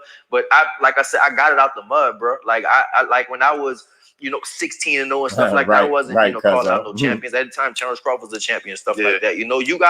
You have to earn your place. Yeah, you can look good against somebody and call people out. That's cool, bro. But you got to earn. Like I've been doing this shit for a long time. You got to earn your spot. So for me, I want the recognition. I want the big fights, the big money fights. That's what I want. Belts and big fights. That's all I want. I literally don't want nothing else, And it don't have to be for a belt. But if it's a big fight and it's gonna make me a lot of money, that's what I want to do. So I don't want no up and coming prospects. Now, if Hitchison was a big name and it was like, oh shit, you get paid this, oh shit, we fight Hitchison. Yeah, for sure. But Hitchison, that shit was boring. It was terrible. It was a terrible fight. It was boring. That style with him, it was like a snooze fest. You know what I'm saying? But I don't duck no smoke with nobody. For me, it's about the paper, bro. Like I don't care. At 140, I feel like I'm the best, and I don't care who I fight. I just talk that talk, Regis. That's all I'm worried about. I don't care about nobody, who it is, with the paycheck. With somebody like Hitchison, the paycheck ain't gonna be shit. So I slide him under the bus. Yeah. Tell me about what was it like the first time? Because I feel what he's saying. I can't be mad at that. You know what I mean? I can't be mad at that. But Richardson Hitchens is nice. I don't know why they keep calling him Hitchison. That ain't his damn name, bro. It's Richardson Hitchens, bro. And that boy is nice. That kid can fight. And I know that, he's not the puncher that Regis Prograis. And I respect Regis. I respect his opinion. He got a totally different style, so he brings something different to the table. He coming to beat you up, not outbox you. He coming to beat you up and stop you if he could, right? He coming to put a hurting on you. Richardson Hitchens coming to embarrass you, beat your ass. And if I feel like if an opportunity to knock you out presents itself, he gonna take it. But that's just not his natural temperament to come in there and destroy, seek and destroy. For Regis, that's what his temperament is. So I can understand him saying the fight was a snooze fest because of the type of fighting style that he has. So that's why I respect it. I get it. It's nothing to get bent out of shape for. But for me, I enjoy watching Richardson Hitchens pitch that shutout and beat Zepeda pillar to post because that's what I predicted. He was just going to thoroughly outbox him and just outclass him. And that's what he did. Even Hitchens' nickname is boring. Hit chins, man. I've been watching your career for a while. Coming up the Abella days, you know what I'm saying? Doing what you're doing. What was it like the first time you got a 7-figure paycheck? When you was like, facts, when they presented to you like the million number. Like, tell me your mind frame. How does that feel? Was it crazy? What did you spend it on? Like, what was that moment like? Really embarrassed. I didn't know how to. I didn't know. Well, when I became rich, I didn't know how to be rich. Honestly. What you mean? I didn't know how to spend it. I didn't know what to do with it. I literally didn't know what to do. I didn't know how to spend it. I just had it just sitting like that. You look at your account, you got $1 million sitting in the account. What the fuck I'm gonna do with it? I don't know. I literally don't know. But one thing that happened to me, I'm kind of like, I kind of watch money and stuff like that because one thing happened when I was younger. Like I literally went broke, like as a boxer. Like I fought, I think I fought Abel Ramos, and I made 20-something thousand. And at the time, before I started making money in boxing, I was a personal trainer. Okay. So I was making like $1,000. That's what I'm saying. I really got out the mud, bro. I was a trainer, had a family, like a kid and a wife and stuff as a grown man. Right. And I was making like $1,000 a month, bro. That's $12,000 a year. That's broke as a motherfucker. That's broke as shit. Right. And so I made that little 20,000, which now it ain't shit. But at the time I made that bread. That was a lot. Like that, you make 20 bands at one time. I made this in a year. So I made this so I'm like, damn. And I stopped working. I went to Brazil for a month. My wife stopped working. That 20 felt like $1 million, right? Felt like a lot of fucking money. So I stopped working. My wife went. We went to Brazil we went for a month. She stopped working. And then I'm thinking, all right, this shit about to start rolling because it was a good performance. So I'm thinking, all right, we about to start getting this, you know what I'm saying, getting more and more. Then I got hurt in the gym. I had I think my orbital bone got broken in sparring. Somebody uppercut me with a thumb. Yeah. So my thumb. So I was out for like 9 months. In that time, not making no money. Then we didn't fucking travel. We went to Brazil, stayed up, nothing coming in. So it's like, damn, I didn't spend all that shit. Right. Now I had to go back to working and doing all that shit again. So that taught me a lesson. Like, bro, this shit could be ended anytime. This shit could be ended any second. So now, you know, I think I'm definitely, you know what I'm saying? For me, I'm just better with money. And like I said, when I'm glad that I went broke, because when I made that first million, like I really didn't do. I mean, obviously you spend. Yeah, you know what I'm saying. You ain't go crazy though. I didn't go crazy. You know what I'm saying. I didn't go crazy and stuff like that. But I didn't know how to. I didn't know how to spend $1 million. Like nobody I knew never had that type of money. You know what I'm saying. We don't know what to do with that type of shit. You still gotta pay taxes. Man. $1 million and $1 million. I still gotta pay taxes and shit like that. My accountant gave me a fucking bill. I'm like, damn. Like damn. Bust down that $1 million. Like, yeah. Like damn. I gotta pay this shit. Like damn. You know. So authentic dude, man. But I still bought stuff. I bought a house for my mama. I bought fucking cars and stuff like that. But I didn't go like crazy. But a lot of that shit, bro, you spend that shit and you don't even know where it's going. Still, I be looking like at my account, like, what the fuck? Yeah, how much is this? I spent $20,000. Like, what? You know what I'm saying? Like, this shit went like that fast. It go fast. Right. Take me back to New Orleans, man. Like, obviously, you know, you represent that. You wear that on your chest tag. Easy go. What was Regis like? I know you said you was, you know, working, grinding as a physical trainer or trainer. Who were you before boxing? Like before your mind was like, I want to do this. What type of time was you on in New Orleans? But this last one of my best friends right here. We just grew up in the street, bro, fighting. I mean, it sounds bad, but it wasn't. It was just normal. You know what I'm saying? Yeah. We grew up in the street fighting, running around girls, playing sports. That's kind of what we did, you know? Like, I mean, the storm hit when I was 16. So after, you know, before that, that's all we did, bro. Just like me and him just ran around messing with girls. Like when we kind of started early and shit like that. So you 12, 13, you just want to get some pussy. You know what I'm saying? So that's all we do. Me and him running around. Me and my other pops, we just running around New Orleans, literally trying to get pussy. We fucking. The fact that Dad is still hungry is why I respect him. He ain't gotta be. You know, we played everything. I played football, I played basketball. I was definitely big into sports and stuff like that when I was younger, but for the most part, dog, just running around, messing with girls, fighting in the street. Yeah. And then shit, my mama and daddy kind of split up early. So when I was younger, my daddy was on my ass a lot. He was always hard on me and shit. Then my mama and daddy split, so my daddy moved out. My mama told the opposite. Let me do whatever the fuck I want to do. So it was crazy after that. And so it was up after that. And so my mama had like 2 cars. And then she was like, oh, you can. She just like, take the car.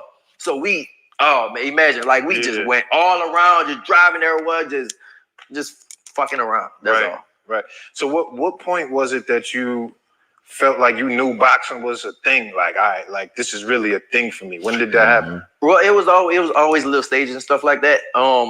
Well, so I told you I played sports. I played football in high school, and it wasn't that good. So what position? I played cornerback and running back. Okay. All right. So when I played football, me and the coach son played the same thing. So I played running back and shit like that. Yeah. So when we was in high school, we used to fight in the gloves. All the football players used to fight in the gloves and stuff like that. Okay. And one day I heard it was like during lunchtime, I heard like a classroom. They was like loud as shit. Everybody was loud. So I knocked on the door. It got real quiet. So me and my partners, we went in, we picked our head in, and you see everybody around, coaches in there and all that shit. New Orleans kind of corrupt. Coaches in there and all that shit. Girls, coaches, cheerleader coach, all that they in there. And we peeked our head in, and everybody got quiet. And they had a nigga, they had a nigga in there with some gloves on. And then I peeked my head in, and he was kind of like, he was the only one with the gloves, but nobody else wanted to fight him. And so, was he lit already? Like niggas knew he was just the guy with hands? Yeah. Like, basically, like he wanted to fight. He was in the middle, and I guess he whooped somebody else up because they was making noise in there. And so we looked, and so I'm looking, and they was like, man, you can't. I was in the 10th grade at the time. This was like 11 and 12 graders. So I looked in, I peeped in. They was like, man, you can't come in if you don't put the gloves on. Right. So my partners walked off. It was like, see, this is dope, yo. This story right here. Back there, you ain't walked out. This is how he got into boxing. Yeah. So they all walked off and shit like that. And it was another dude named Shady Boo. He dead now, but he looked at me. He gave me that look because I knew him since we was little, and so he gave me that look. He was like, "What's up? What's up?" Yeah. And he knew you know what I'm saying, I'll fight. Yeah. You know what I'm saying? They didn't know I could fight, but they know I wasn't scared. So I went there and I put them gloves on and I fucked this dude up bad. And so they would do that like every Friday. So after that, bam, I went from not that good of a football player and kind of a class clown to like, this nigga really know how to fight. So everybody in the school, like, this nigga Regis know how to fight. Man. You know what I'm saying? Red nigga know how to fight, shit like that. So we went back. I went back a few times. I think they'll do it like every Friday. They bring the gloves, football players, just the football players in there, cheerleaders and shit. And so one time, and I kept whooping every Friday. I whooping somebody different. You know what I'm saying? And so then one week the coach came in there, and like after the fight, same thing, whooped another nigga. And he was like, man, he pulled me to the side. This was the football coach. He was like, man, look, like, I ain't gonna lie, bro. You heard him. You heard him, Rose. He was in there putting paws on boxing. And literally, I turned my equipment in that same week, and I was like, you right. I don't want to do this shit. I ain't want to do football anyway. I'm straight on football. So I went to I turned my equipment in, and so this was 10 area. And then after that, I went to a boxing gym.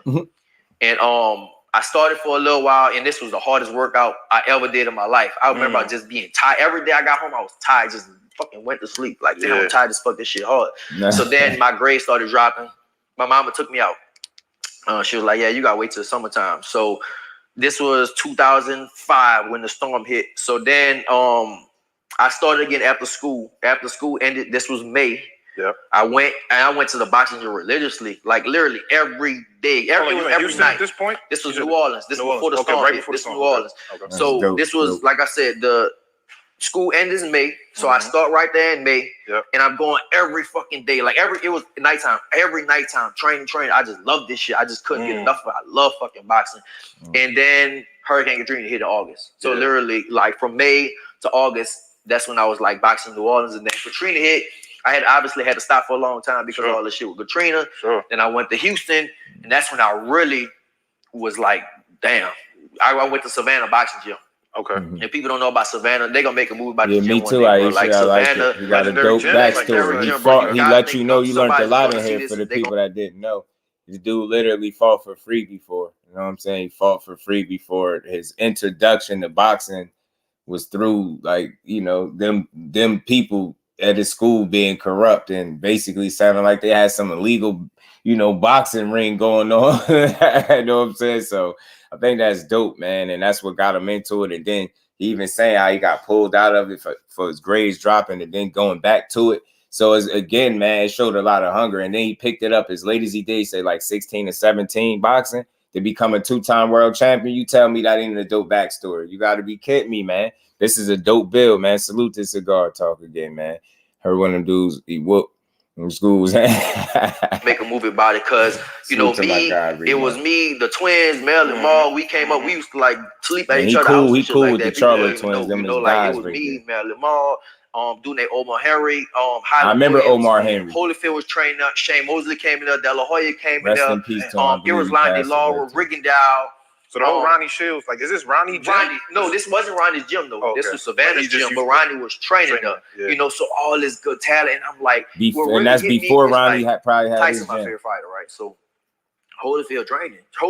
This is the motherfucker that beat Tyson twice. Right. And I'm like, I'm hitting the bag, bro, and like Holyfield next to me hitting the bag. And so that kind of changed my mind. Like, damn, bro, like I can do this shit. Right. That's kind of what hit that switch on me. You know what I'm saying? I think around that time I was like 19 or 20 or something like that. I was like, damn, like I need to really take this shit serious. Because before that, I was boxing, but still I was in high school. So, you know, we were playing around, like I said, with the twins and stuff. We used to, same thing. When you're young, all you do is want fuck girls. That's all you want to do is mess with girls and shit like that. So, you know, we still boxing, but it wasn't that much focus. So, you know, once I was like with Holyfield, and then one time we went to an amateur tournament, I wasn't fighting.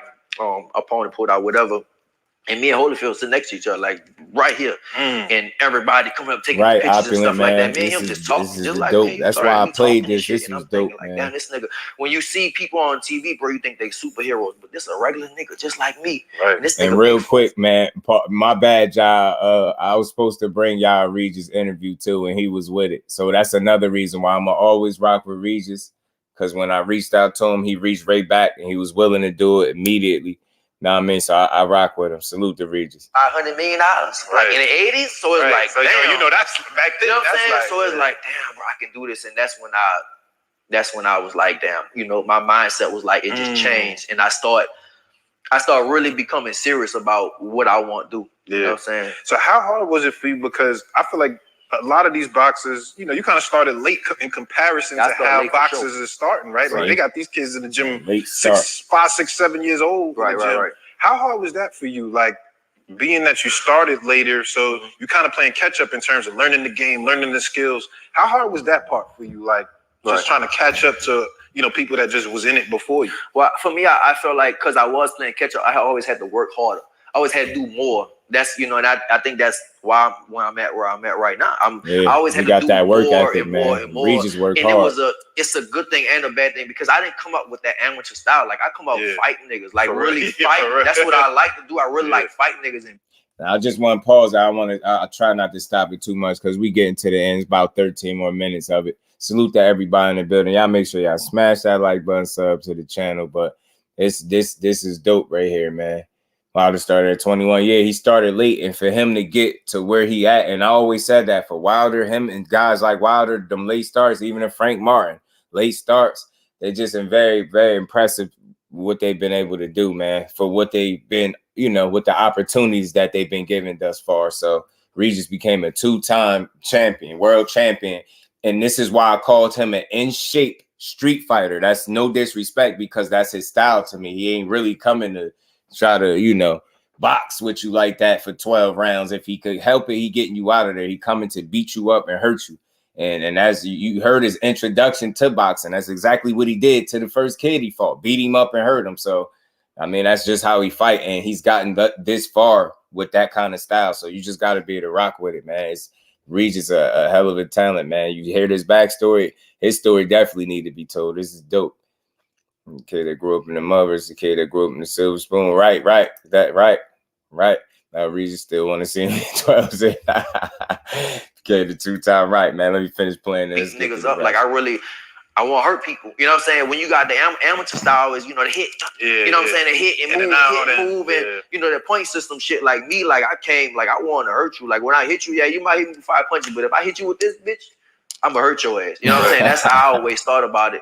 And that's why I think it helped me because I came from like rough ass street fighting and shit like that. And like I said, that's a good because point, everybody started earlier than me, I had to play catch up. So I had to work.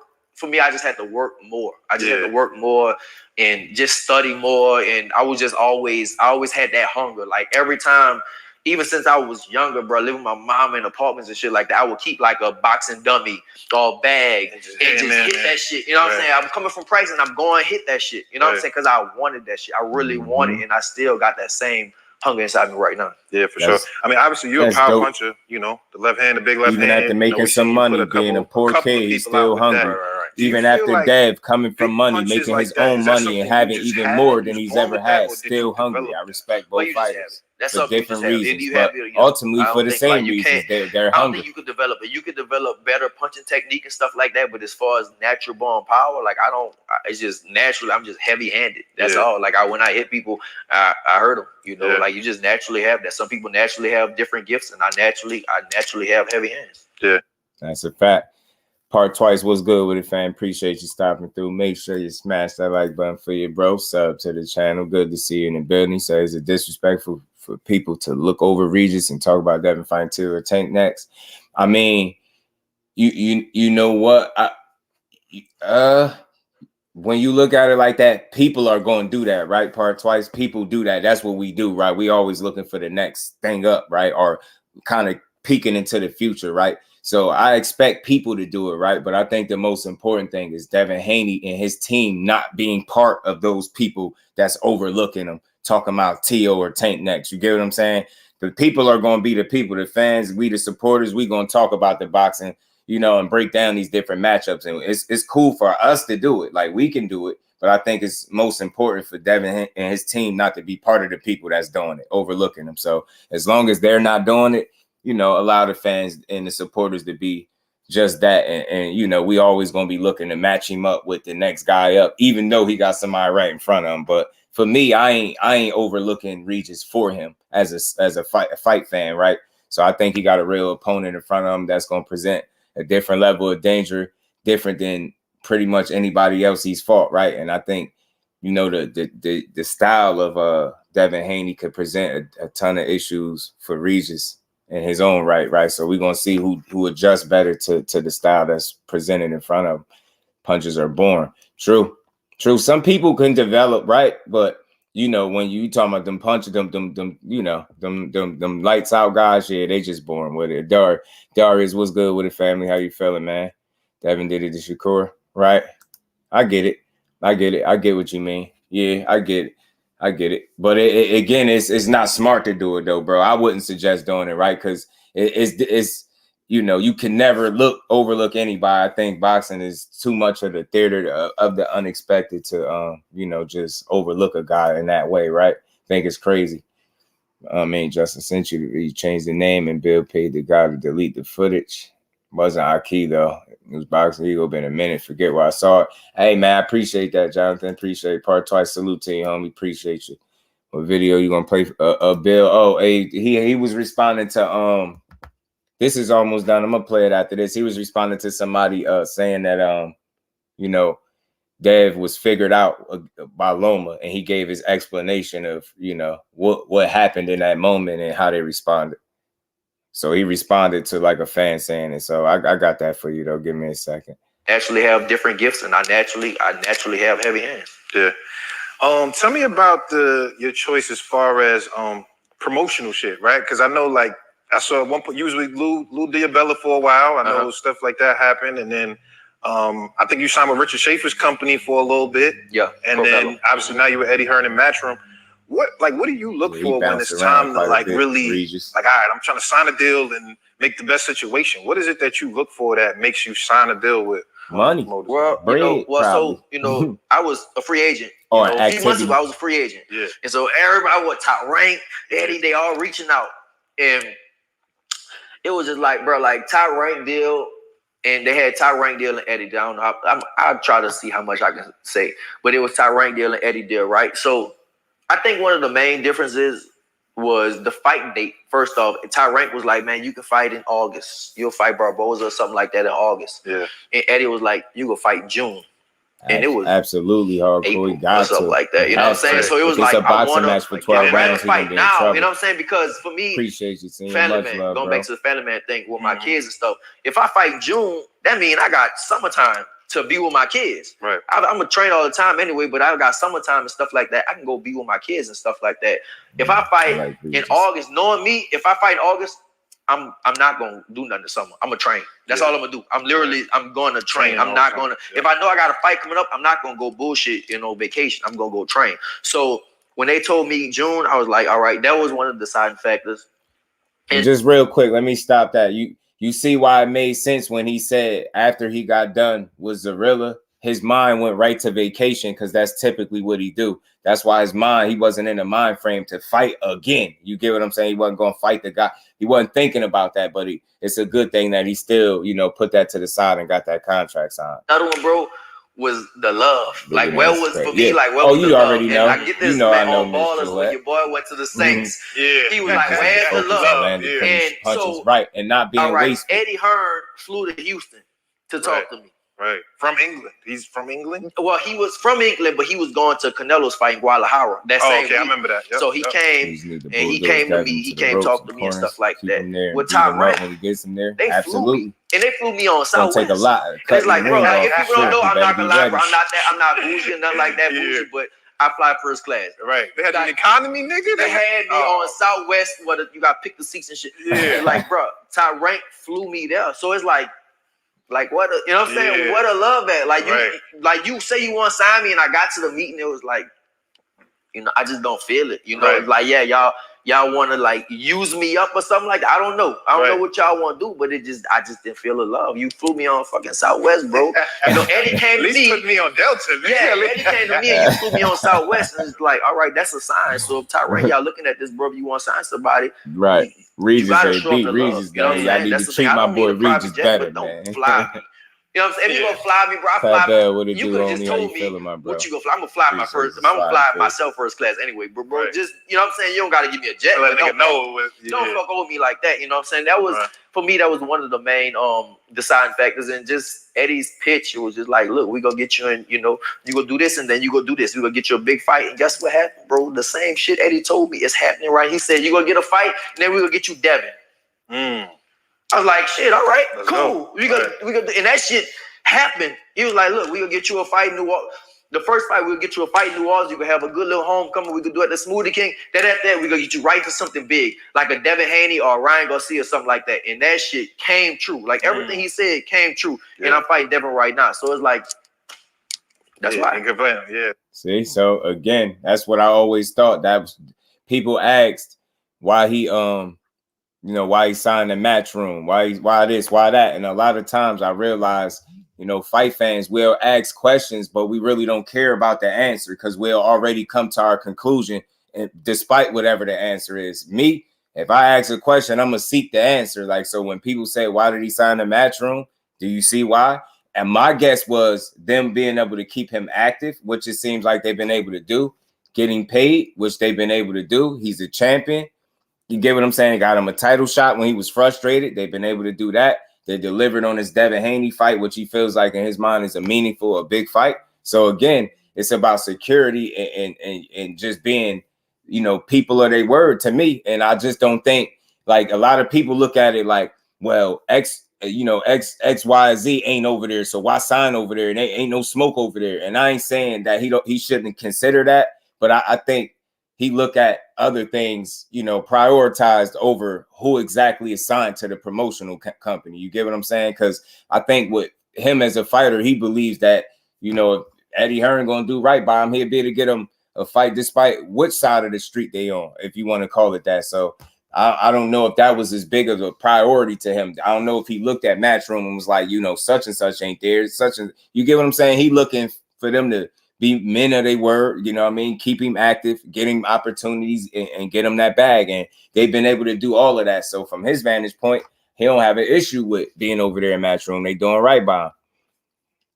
What it do, Pat? How you feeling? Well, you get paid every week and your checks are coming 2 weeks. We should want to go to work either without a paycheck. Now that's all facts, cuzzo. All facts, you know, all facts. And it's like you discussing more money and I ain't even get to this money yet. Nah, bro. I mean, you discussing another fight. I ain't even get to my money. Nah, bro. Hold up. That's what Regis was saying, man. Hold up.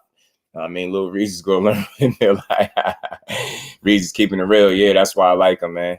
I asked for you, Regis, not because Eddie's a good promoter. Right.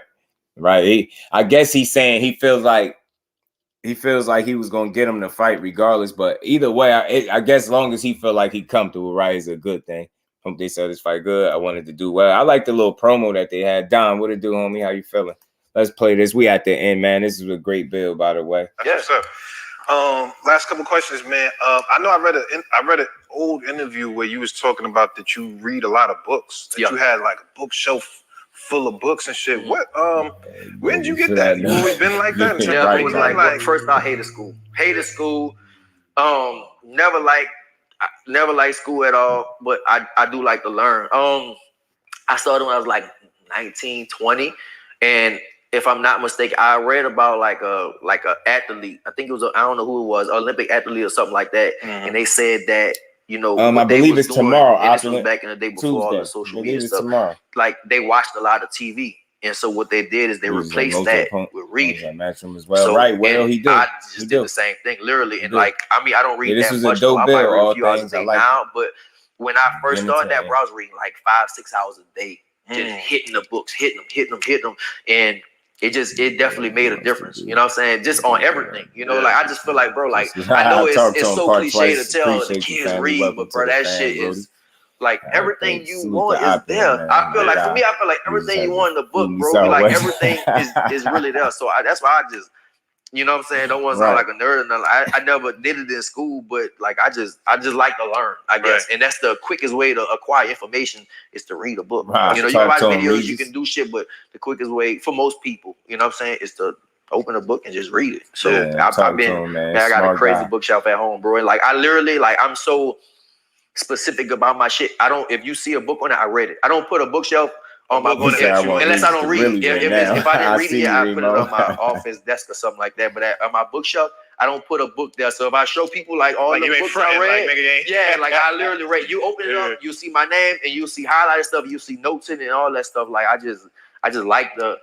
learn information. Yeah, your kids like that too. Like no, hell, my kids, definitely not like that. They probably, like I can't, I don't want to push them like that because it's like, I wasn't like that when I was young. I didn't want to fucking read. You tell kids that, but you got different mindsets. And I always got to think about my kids like that. Everybody got like different mindsets at a different stage of their life. You know what I'm saying? True. So I'm not the same person I was 5 years ago. I wasn't that person 10 years ago, you know what I'm saying? So you got different mindsets. So I gotta realize that with my kids, same thing. So like they're not gonna have that. They're not gonna have that. One day when they start getting older, they might have that. Yeah, for sure. All right, man. Lastly, I gotta get the prediction. Obviously, big fight this weekend. I'm gonna head out to Vegas tomorrow. We got, you know what I'm saying? It's one of those ones. Charlo Canelo. This was dope. What you think? Obviously, Charlo, your man, but what you think just about the fight? Like, what is it? I'm rolling with Mel. I'm rolling with Mel. With my Louisiana brother. I got to roll with Mel, bro. Like Mel it's just like he want this shit. He's so hungry. Now I don't know how he go. This is the biggest fight of his life. Man, salute again to Cigar Talk for stopping through. Dope build, by the way, man. I'm already subscribed, locked in, man. I'll be tuning in to more interviews as well. That was a nice build, man. Regis, man, his backstory is dope. I think he is hungry. I think that's why, you still got to respect him as the dangerous fighter he is, man. He could have been like, let up off the gas and stop grinding and working his hard. And, I got a bro that stay out in Houston and he be in the gym and he's seen Regis work on a number of different occasions. And he'll tell you right off the bat, if he was in here, that that's one of the hardest working guys in boxing. So the dude work hard as hell. So make no mistake about it. He putting in that work. And Dev is a very disciplined young fighter. He's a gym rat. So you got two guys that's going to be fully locked in and focused on each other. And I think that's going to produce a hell of a fight for us. You know what I'm saying? It's going to produce one hell of a fight.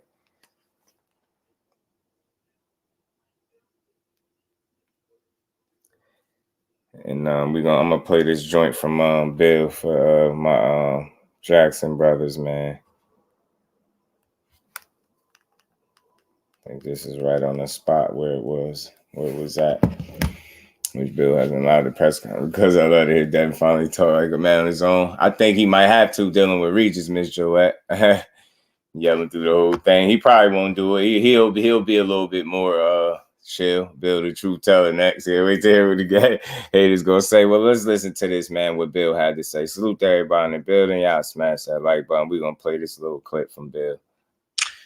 We got Jonathan Ramirez. I'm not sure what he means, but he says Dad figured me out. He's trying to quote you. Yeah, he's trying to quote Dev from the fight, obviously. Jay Fields, $5 says, who does Bill have on Benavidez? I want some insight on that, Bill. What was your thoughts when Dad said he figured me out?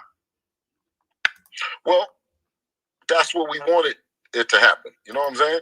That's what we wanted him to believe that Devin was going to go that way. We wanted him to do that. We wanted him to throw his left hand and throw his lead left hand. That's what we wanted, When you have a fighter like Loma, he's going to be doing something. You're not going to get him up in there and he's not going to do something. But it's what you let him do or you force him to do, the lesser of the two evils. You know what I'm saying? And while the crowd is screaming, right? The crowd is screaming and this and that, and they're thinking, that's that left, that's that left, that's that left. But he's a right-handed fighter. So I had to send Devin on that side because that was the lesser of the two evils. So it was like getting hit with a double jab.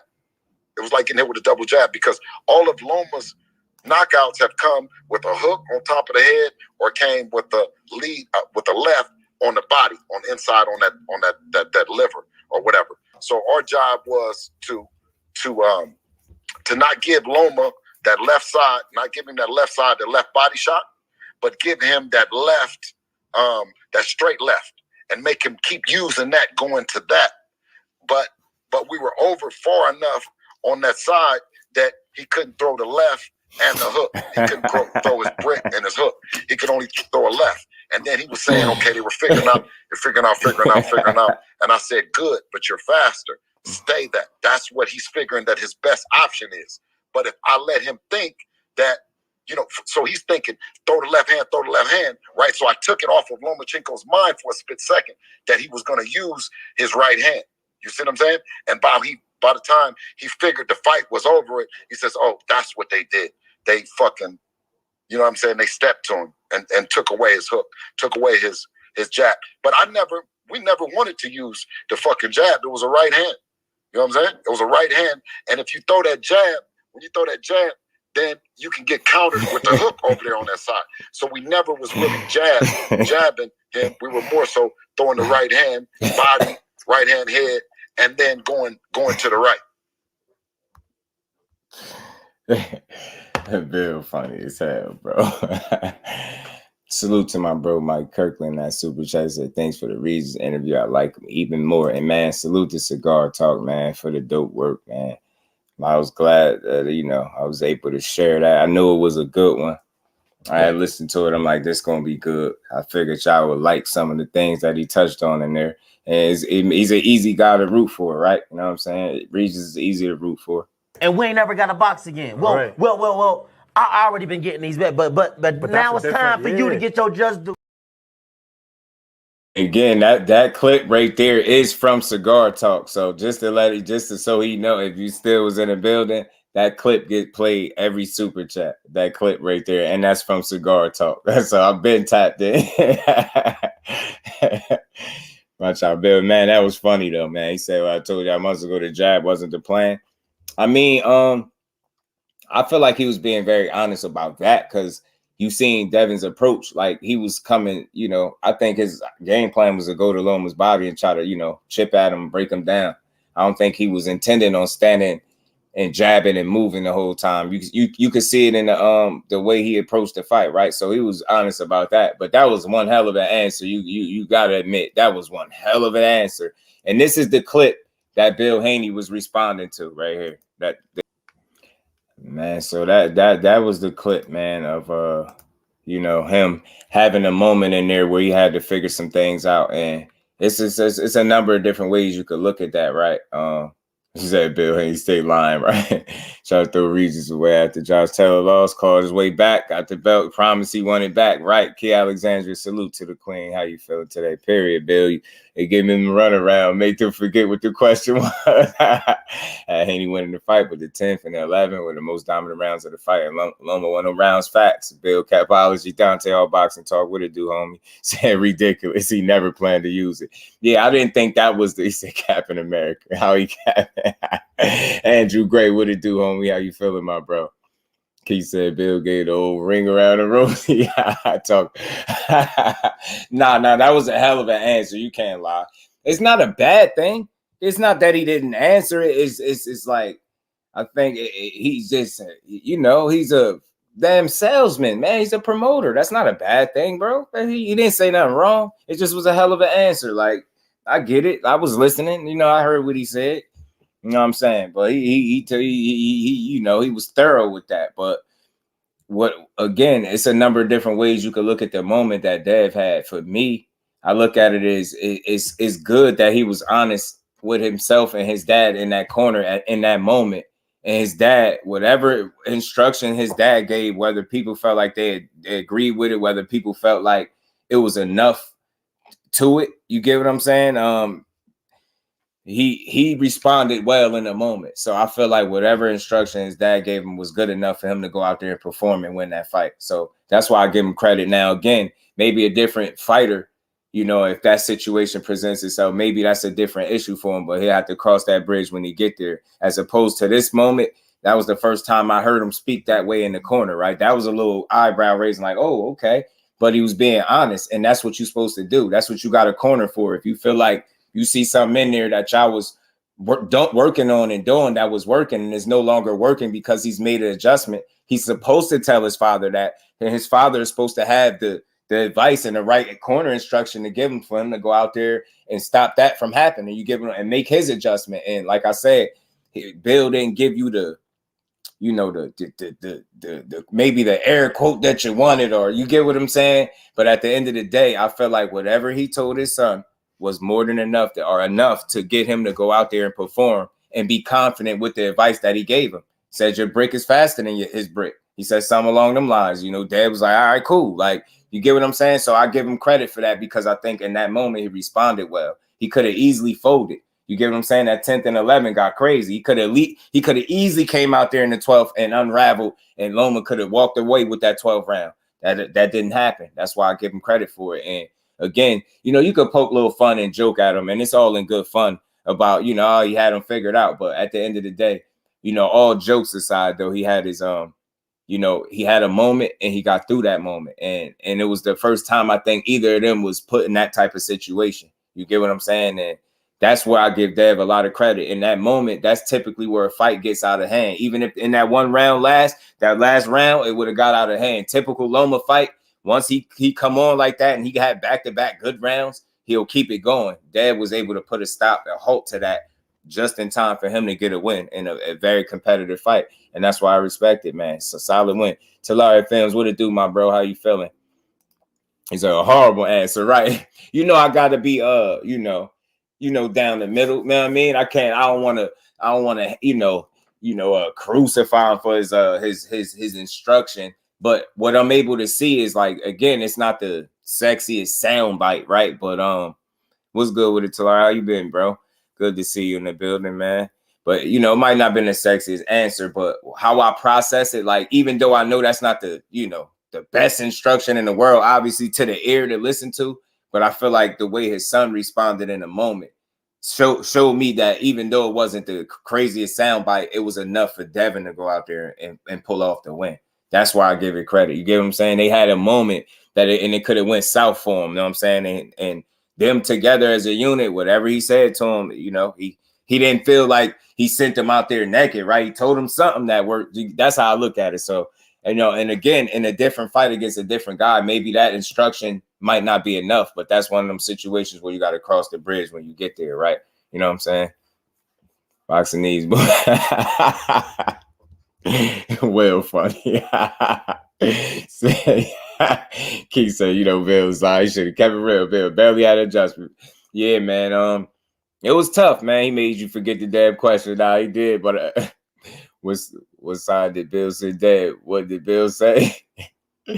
I could play it back. That showed me he had grit and heart, and decoded the Matrix. Yeah, he stopped him from being the Matrix, Jonathan. I always said that. I thought that was ultimately, in a weird way, why he was going to win this fight, because this Matrix, this high-tech guy that they call him, I thought, you know, I felt like Dad was going to be able to neutralize him enough to stop him from being that version of that guy. You get what I'm saying? And I think he did a damn good job. I think the only argument Loma might have, he might have been high tech or the Matrix for about 2 rounds in that fight, but for the rest of the fight, you know, it was pretty damn, you know, competitive, and Dev did what he needed to do.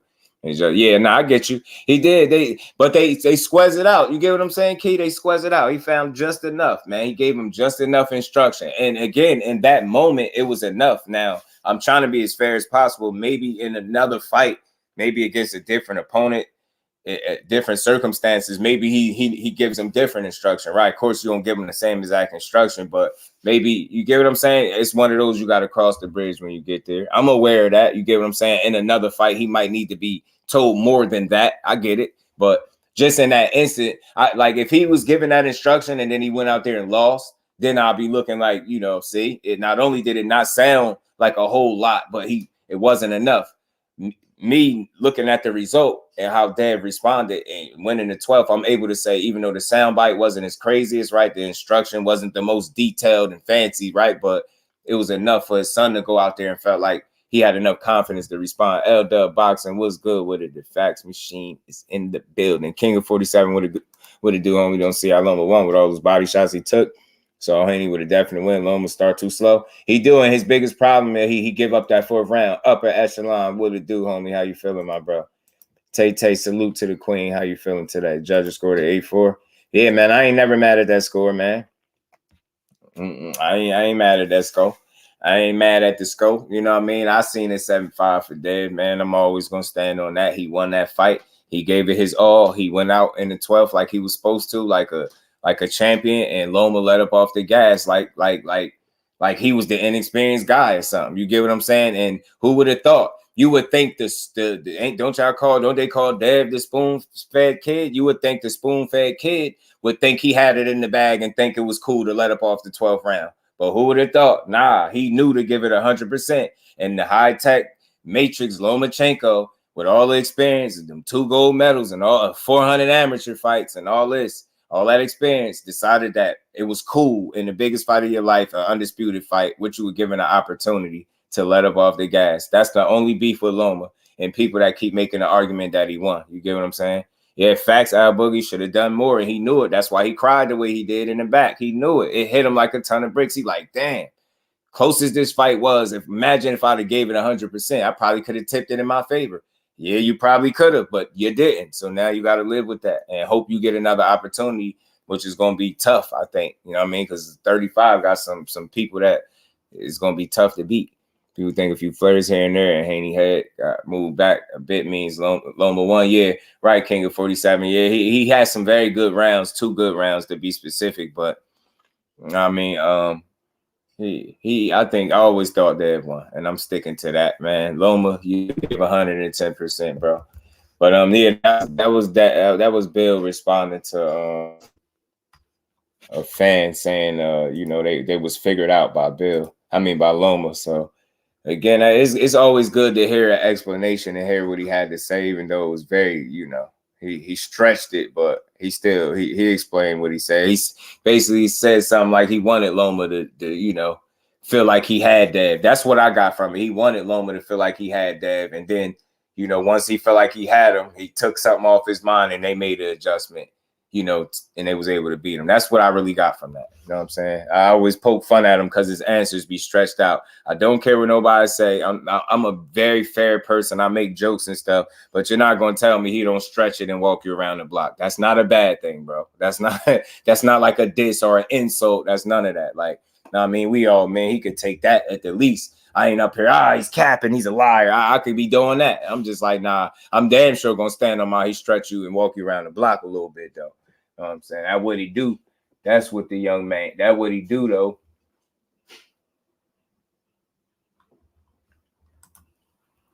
But it was good to hear, man. Loma used to be so excited to call out Tank. What happened?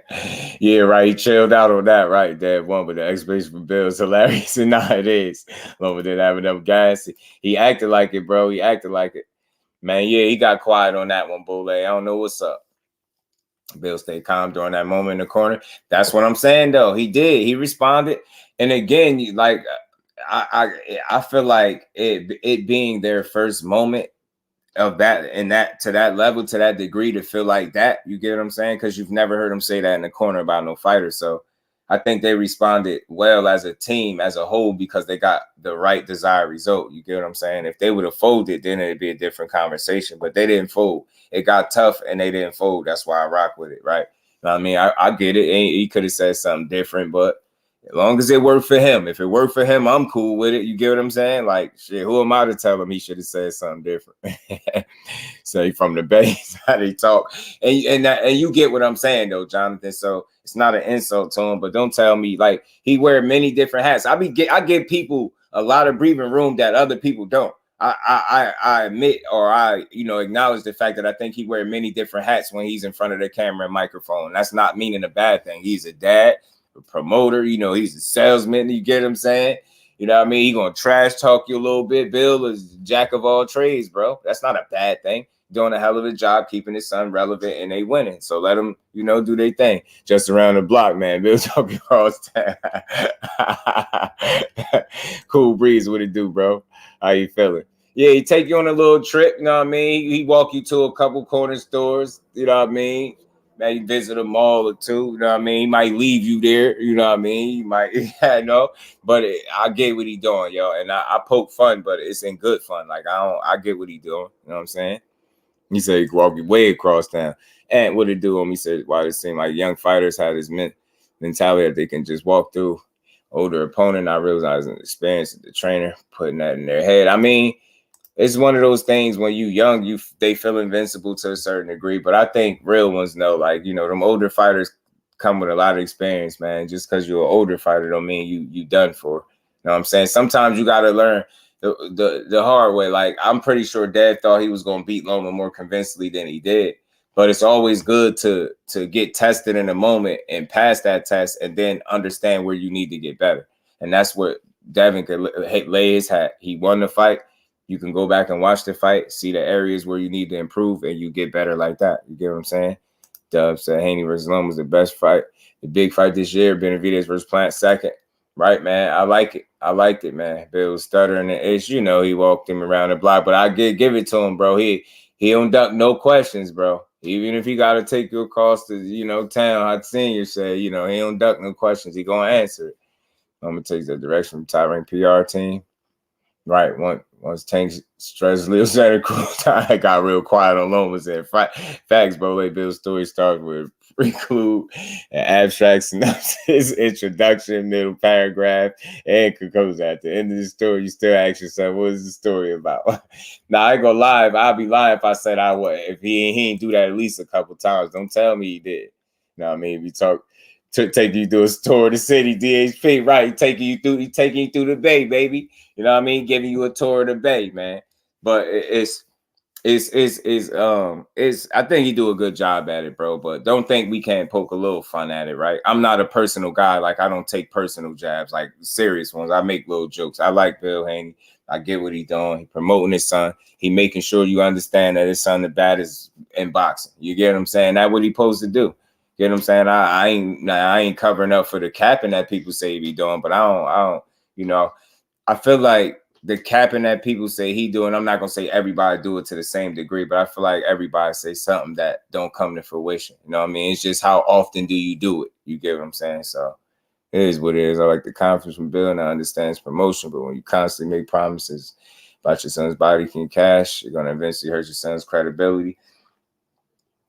I get that, but I just, you gotta know. I say this all the time, bro. Like, even when it comes to that, right? And you say you making the promises about his son's body, even if he's speaking on that, but I've heard him say, like, you got to talk to Dad, or we got to see, you know, because he the man that makes the decision. So he might speak on that lightly, but that's not a decision. I don't think that's going to be made as an individual, and definitely he's not going to have the final say on it. So if I hear him speak and say, well, my son is going to do this, and it's something about weight, like, I still take that with a bit of a grain of salt. I know that's his pops, but ultimately it's going to be the fighter that decides where he's going to be at. He's going to decide it with his team, but he got the final say. And I think they've been made up the decision to go to 140, and that's where they at. I think that's where they'll campaign at for the foreseeable future. I don't see him going back down to 35. And again, I say this all the time. It's not because he's scared or he's ducking. It just doesn't make a lot of sense, and it's far too risky. You go down there with 35, you better make it worth your while financially, because it's going to be a risk, you know, physically. You get what I'm saying? Like, and I don't know if that, again, I believe he takes risks, but calculated risks, that they're strategic, they're smart.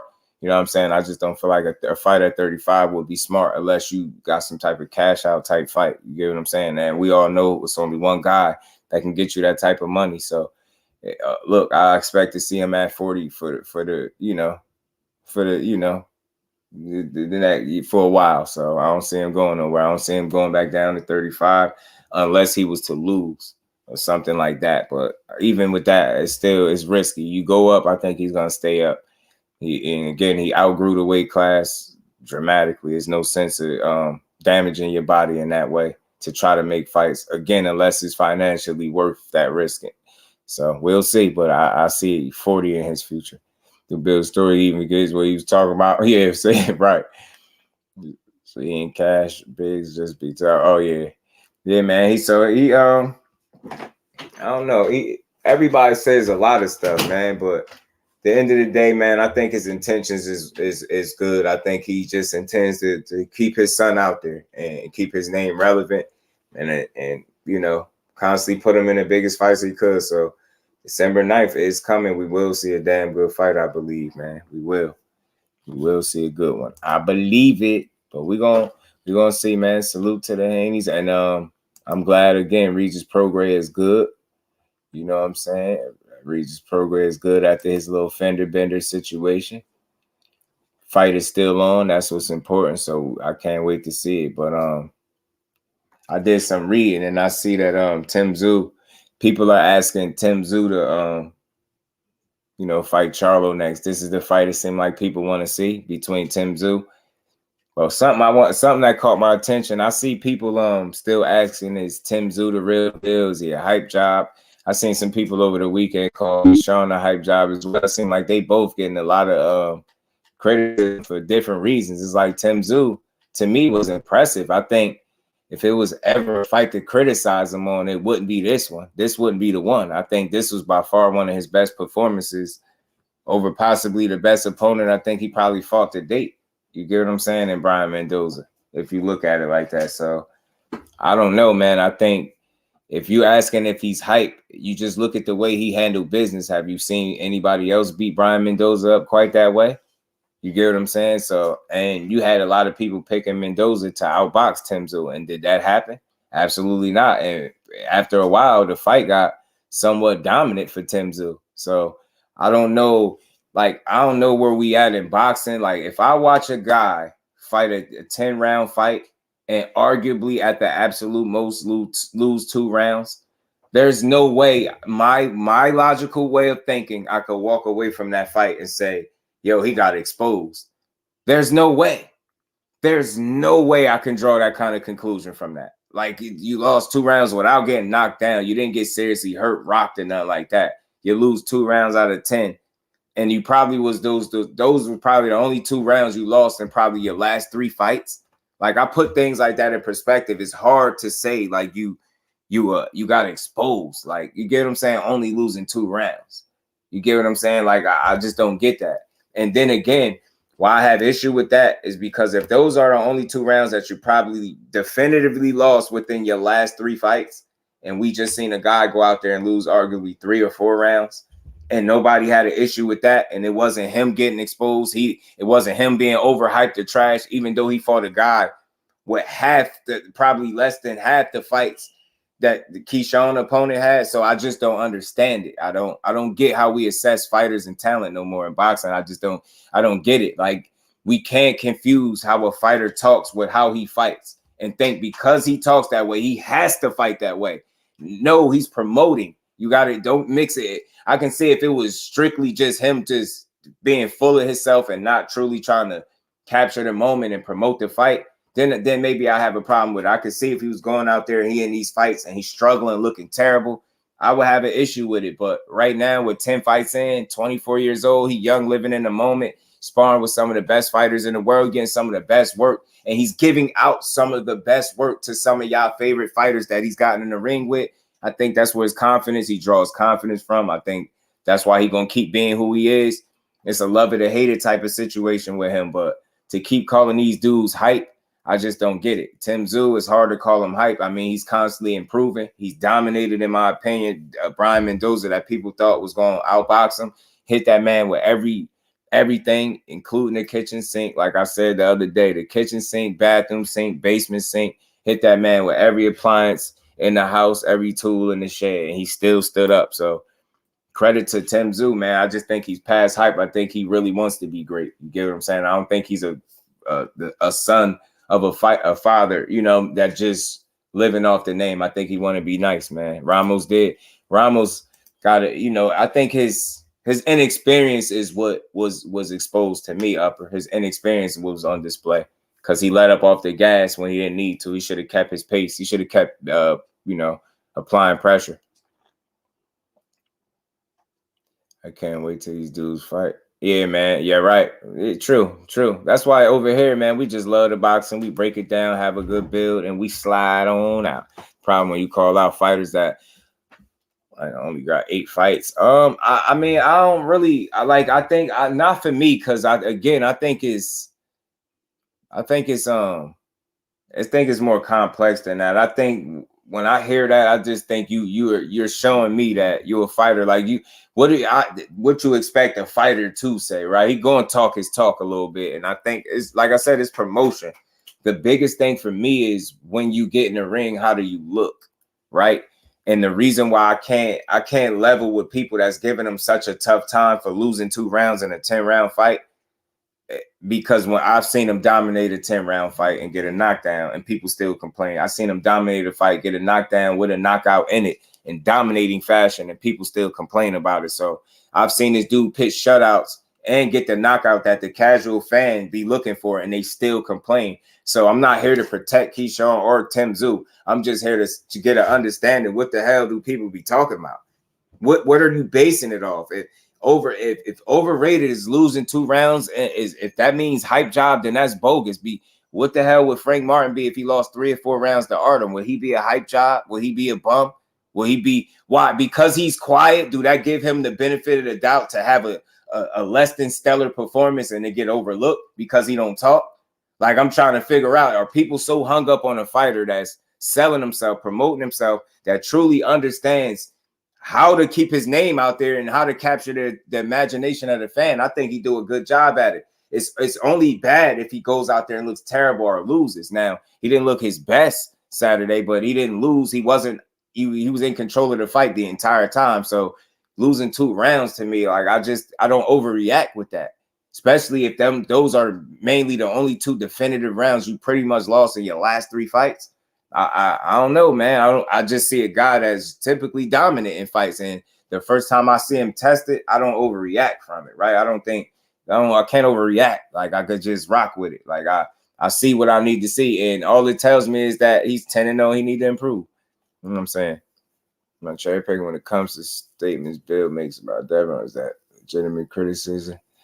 I mean, what exactly is your criticism of him? Everybody has different criticism. It just depends on how you've been putting yourself in others' business. Oh, yeah, I mean, I get it. But I think that's just fight stuff, bro. I think that's just, them going through the growing pains, bro. Just learning. You know what I'm saying? Learning. Some things don't need to be responded to, right? And everything don't need a response or a reaction. Upper, I'm with you. Some things is, just better off not being spoken on. I get it. Yeah, if you got it, let me see. I'll watch it. You know what I mean? I'm only gonna give a fair assessment on it. I'm not looking to make Devin Haney have a loss on his record. I really don't care that much. Like, I don't care in that regard. I just hope, if people watch it, maybe people get to see it so they can, make their own decisions about it. Tszyu is the most active fighter on Showtime this year. Tszyu been active, man.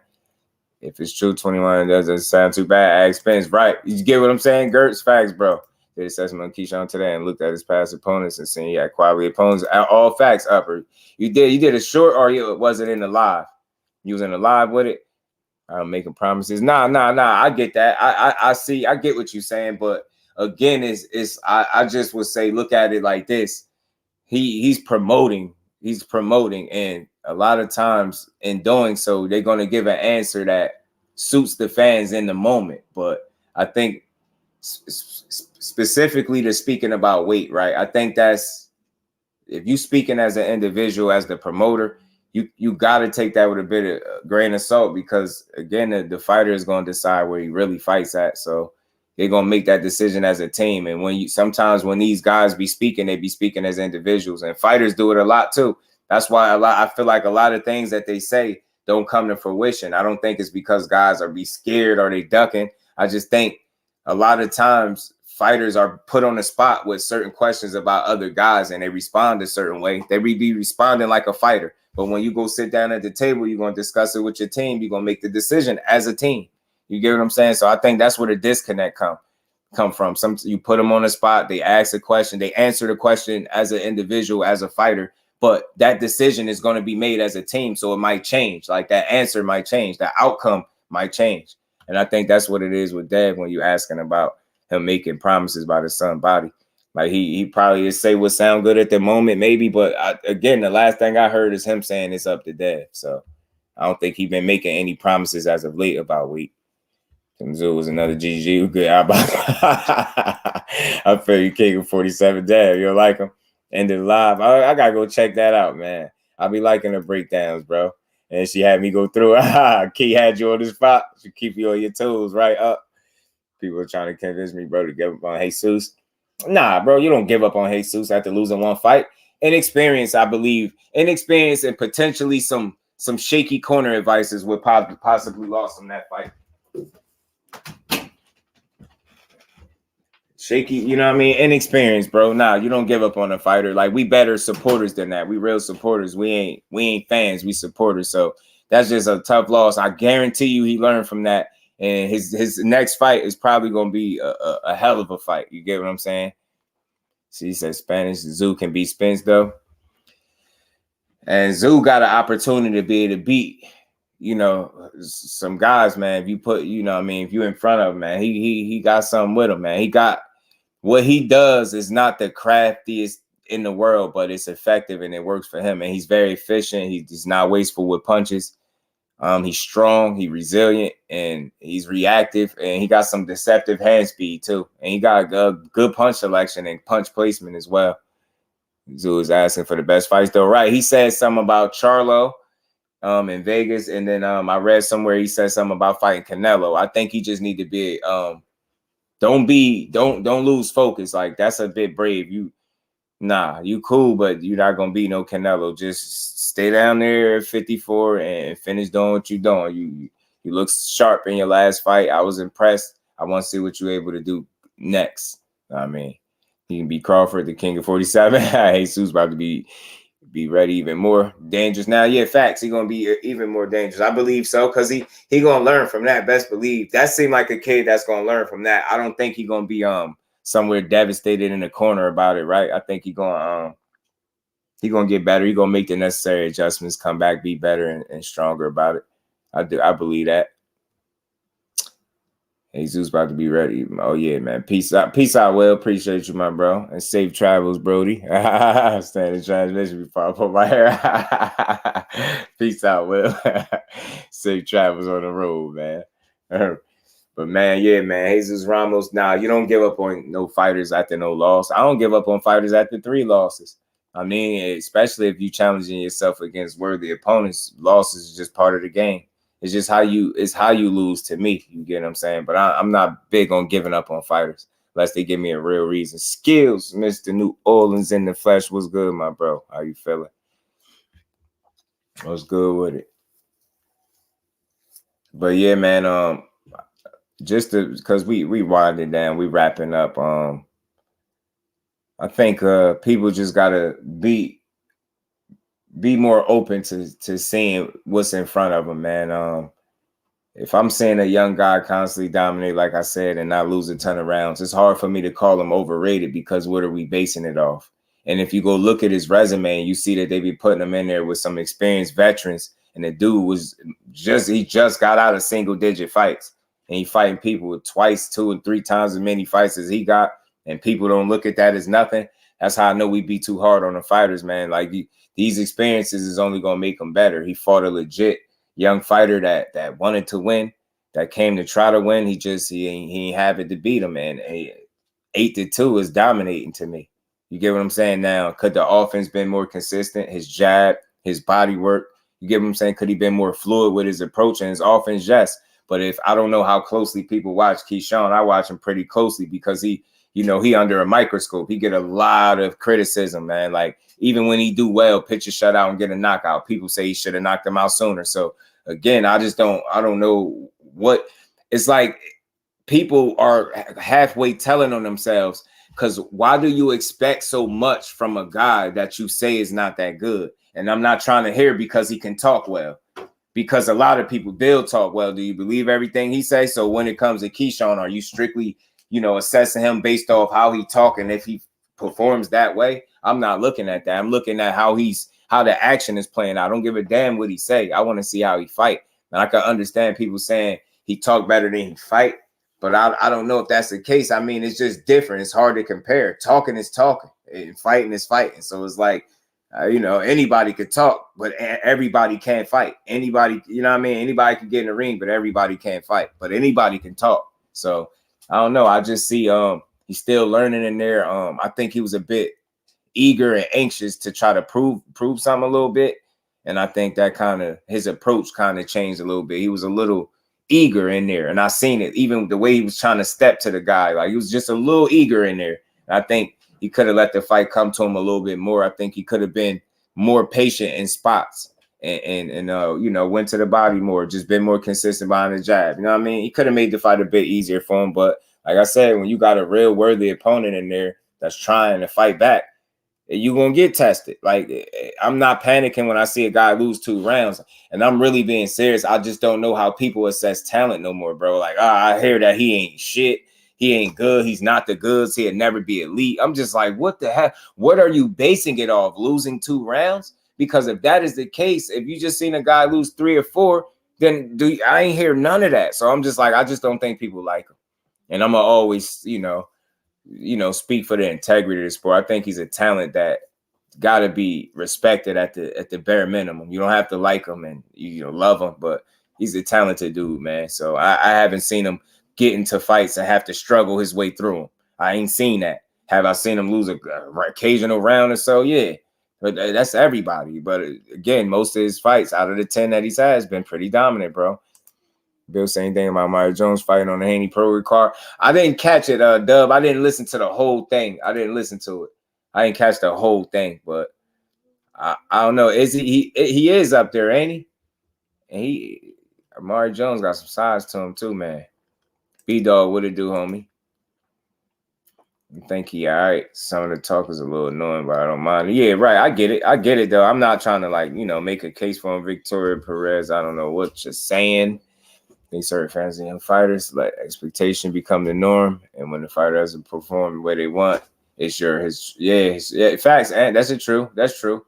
But I get some of the criticism when you're a big talker, right? I get it, but I also understand promotion and keeping your name out there and capturing the moment and, you know, selling yourself. And I think that's what he's doing. So I don't get too hung up on what he's speaking on in that regard. Like you get, because you gotta listen to him. He's just having fun. You know what I mean? He's promoting fights and he's going in there. He's doing a damn good job. So I'll keep rocking with him. But I think he's past hype. I don't think he's hype. I don't think he overrated. I think people just don't like him. And I think it's somewhat of collateral damage from Bud and Shakur type stuff. But Tszyu, I just don't see how you can call him overrated. And what we basing it off, because his performances are getting more clean to me and they're pretty convincing, right? Mendoza was a real opponent. People already saying, he need more elite level opposition than that. Mendoza was a hell of a fighter that was a lot of people was picking to win and outbox Tszyu.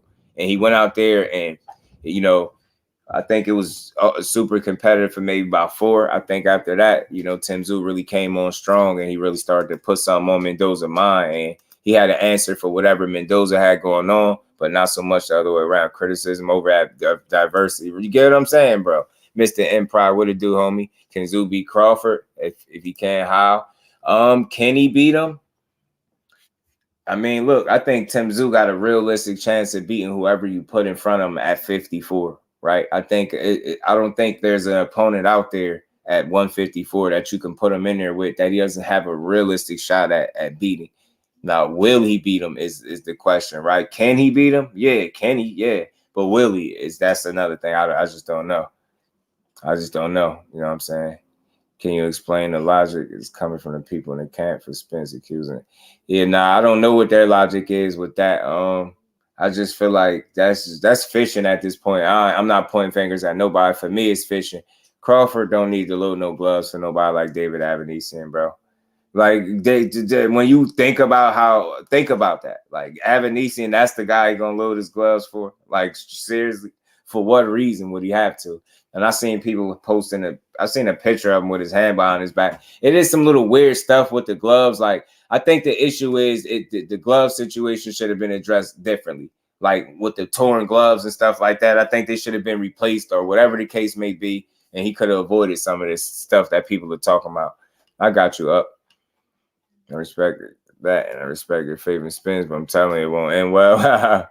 Nah, man, I got you up. Saw Haney's YouTube page. He skips over the 15th fight and goes to the 16th fight. What a coincidence. Oh, man, that's crazy. That's crazy. I didn't peep that, man. Y'all be on it, man. Y'all like little detectives or something. I got to go check that out. I gotta go check that out. I gotta go watch it. I go try to watch it myself, man. But I just spoke on it because it's out there, right? Like I ain't really spent too much time on it because I just know I heard it before, right? And I know how stuff get when a big fight coming up. You get all types of information coming out, leaking, whatever the case may be. But at the end of the day, the most important thing is Regis Prograis wreck did not stop him from resuming camp and you know getting closer to this fight happening. So that I think that's most important, man. So it's somewhat of a fresh face to the American public. See him more. No reason to hate the man. Yeah, I know. I understand too, Bole, that people want to see him in the States. And I guess this is one of the things you got to kind of wait on because he's trying to deliver that. At least that's what it seemed like his focus is, right? He said he want to come to Vegas. He said that was his last fight in Australia. So and the only other place is to fight, you know, to cross some state lines, man, and come get that smoke, man. But he said Charlo, and he mentioned Canelo. I think Canelo is the, you know, that's the, you know, the pinnacle for a lot of fighters because that's the ultimate bag for guys like that, right?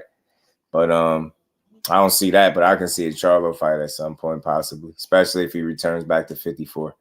Charlo versus Tszyu at 60. Yeah, right. That'd be interesting. Definitely for sure, especially with him. I think it's hardcore fan base, hardcore boxing fans expect him to be like his father right away. Do that right away. They turned on him. It'd be like that. I'm just saying, like that's why, you know, fans. I think they change like the weather. Your supporters is gonna be your supporters. That's why I align myself. I'm on the side of the supporter side of things. It's not that cringe. What's that name? So corny. Yeah, nah, that is a little corny. Kicking 47. I ain't gonna hold you. It is. Tim trying to show y'all some of his personality, man. I like Tim's attitude. Still not completely sold in his boxing, but he's solid. Now I get you. I want to see him tested against some more people, but I thought the interesting. Yes, man. Oh, man. But I want to see him in there with some other people too, man. But we're going to see. I think we got to wait and see what's next for him. Like, he in the right division with a smoke at least we could look at it. 54 is a division that fight each other, right? They fight, right? At least in 54 mix it up. So let's see what the next challenge is for him. But I don't think he's overrated or hype. I don't think KEYSHAWN overrated or hype. I said this yesterday. I just had to revisit it because I see people going in on him. And I'm not here to protect no fighter, but I just be wanting to understand why people's criticism is so thorough when it comes to a guy that y'all already are telling me is not that good. Why do y'all expect him to be so much better than he is if you're telling me he's not good? And then, you know, it's not the same criticism and standard for the guy on the other side with more fights than him. That lost more rounds than he did in his last fight, right? And like I said, if you got one fighter that lost more rounds in his last fight than KEYSHAWN did in his last 3, and y'all calling him overhyped, it's crazy to me. Or overrated. Now Boots staying put at 47. I think so too. Tim versus Boots. Maybe some future stuff or something, man. Maybe a futures fight, possibly. But yeah, I think Boots gonna try to conquer 147. I think he's young enough, fresh enough. I think he can make the weight well enough to continue to try to be dominant down there. All he needs is his opportunity. I think once he get it, he's going to kick the door down and he's going to take it and run with it. Take it and run with it. Like Boots versus Zoot, but down the line. Right, I watch it down the line. I watch it down the line. For sure. For sure I would. But, you know, just to wrap up, man, because I am wrapping up. One more thing I did want to mention.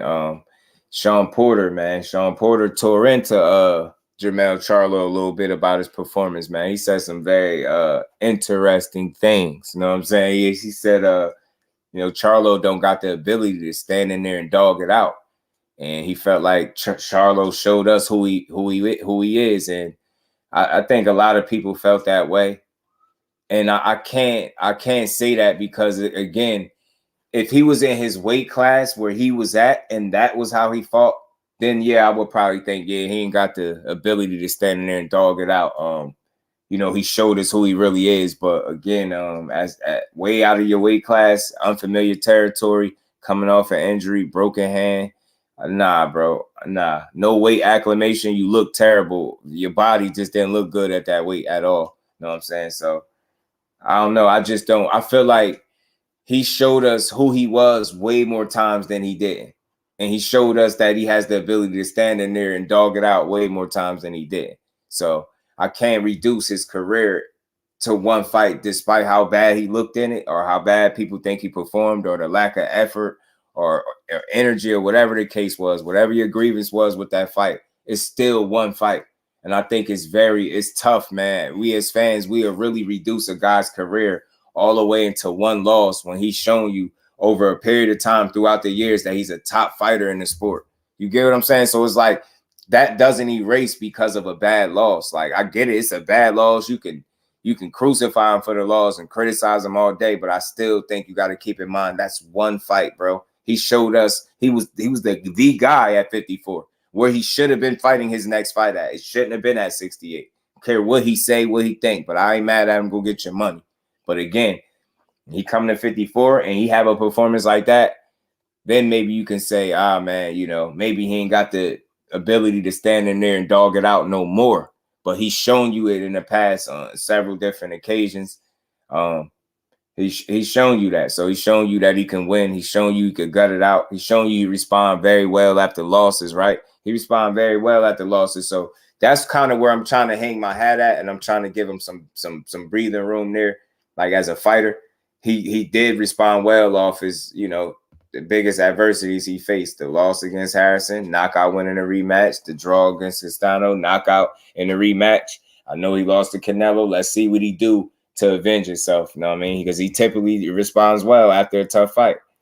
Has a bad fight. Yeah, everybody has a bad fight. Yeah, Porter went in on him. Mel got more criticism than anyone else. I've seen Danny be great.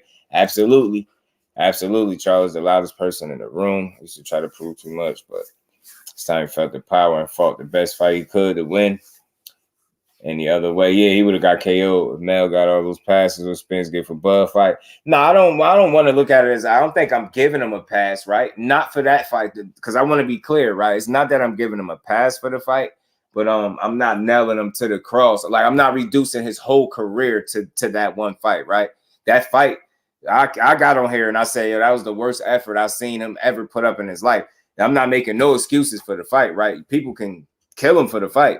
You know what I mean? Crucify him for the fight, right? But for me, it's like people like, he never was a lion. And you get what I'm saying?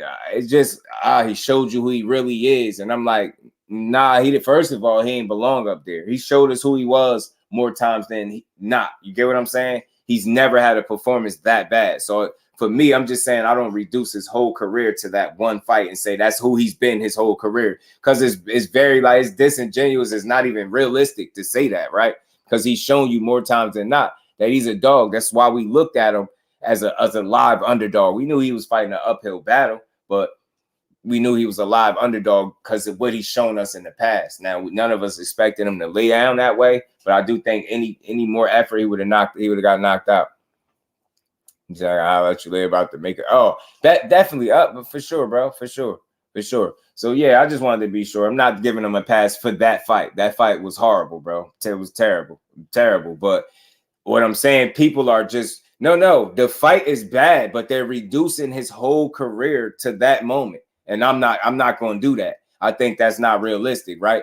Anybody can have an off night, a bad night. And what I'm saying is, he had a bad night against Tony Harrison in a loss. He came back. He still had a tough fight, but got a knockout. Had a tough fight in a draw against Castano. He responded well in a rematch with a knockout. So what I'm saying is, in this loss, at least get a man a chance to at least bounce back before you say he's done.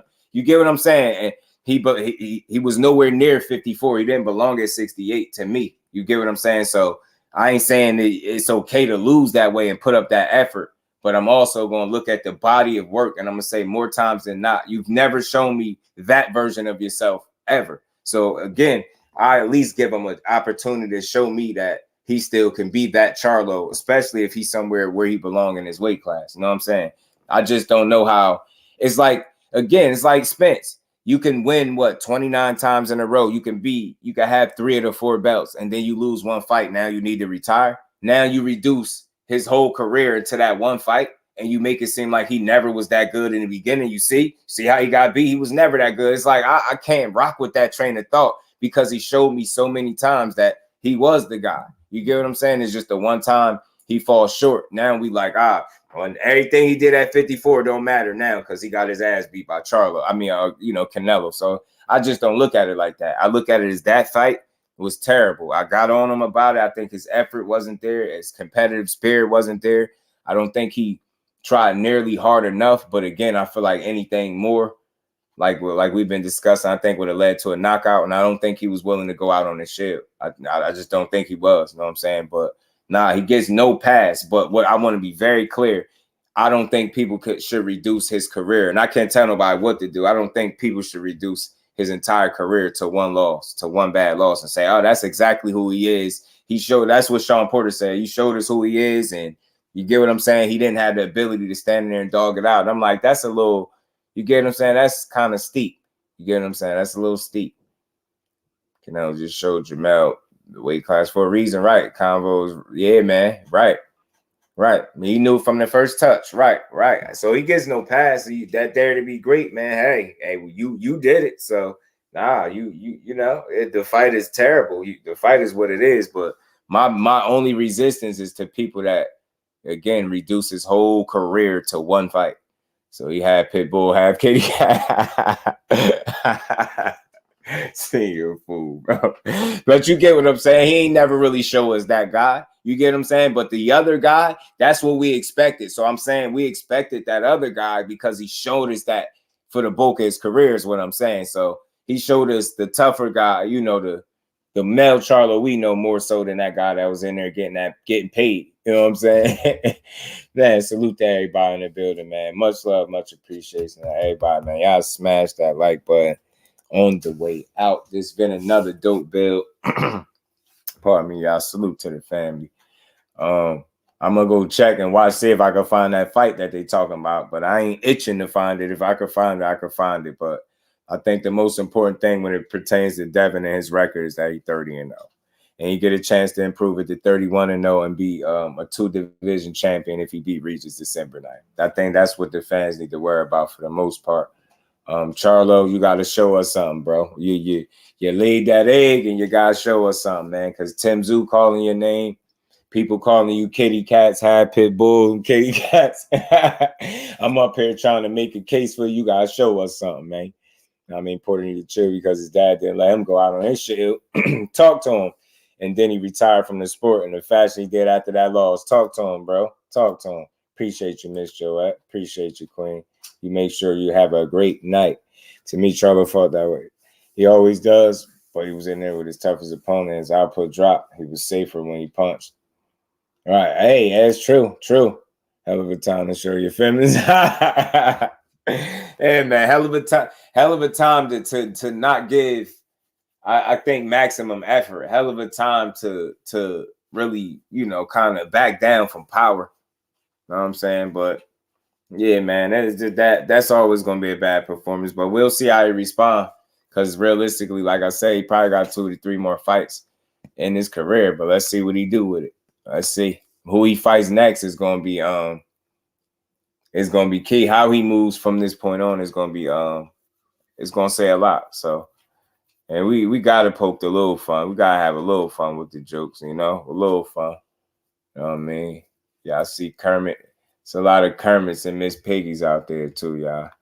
Man, but salute to the family. Appreciate the love, everybody in the building, man. Y'all smash the like button on the way out. Y'all go check out the good brother Jay at 7 o'clock. I think that'll be shortly, less than 20 minutes, man. So Jay will be on to cook some more, I believe so. I look at some other stuff. I gotta go look for that fight, man, because everybody's still talking about that. And they said he skipped it. Nah, I want to see it now. But we're gonna see, man. But I ain't gonna keep you out here no longer, man. Y'all make sure y'all enjoy the rest of this good Monday, man. And we'll be back tomorrow at 4 o'clock to build on some more boxing. Y'all know how we do, man. Peace to the queen. Peace, Aisha. Senior fool, man. Appreciate you, bro. I appreciate everybody. Salute to the kings and the queens. And we up out of here, y'all.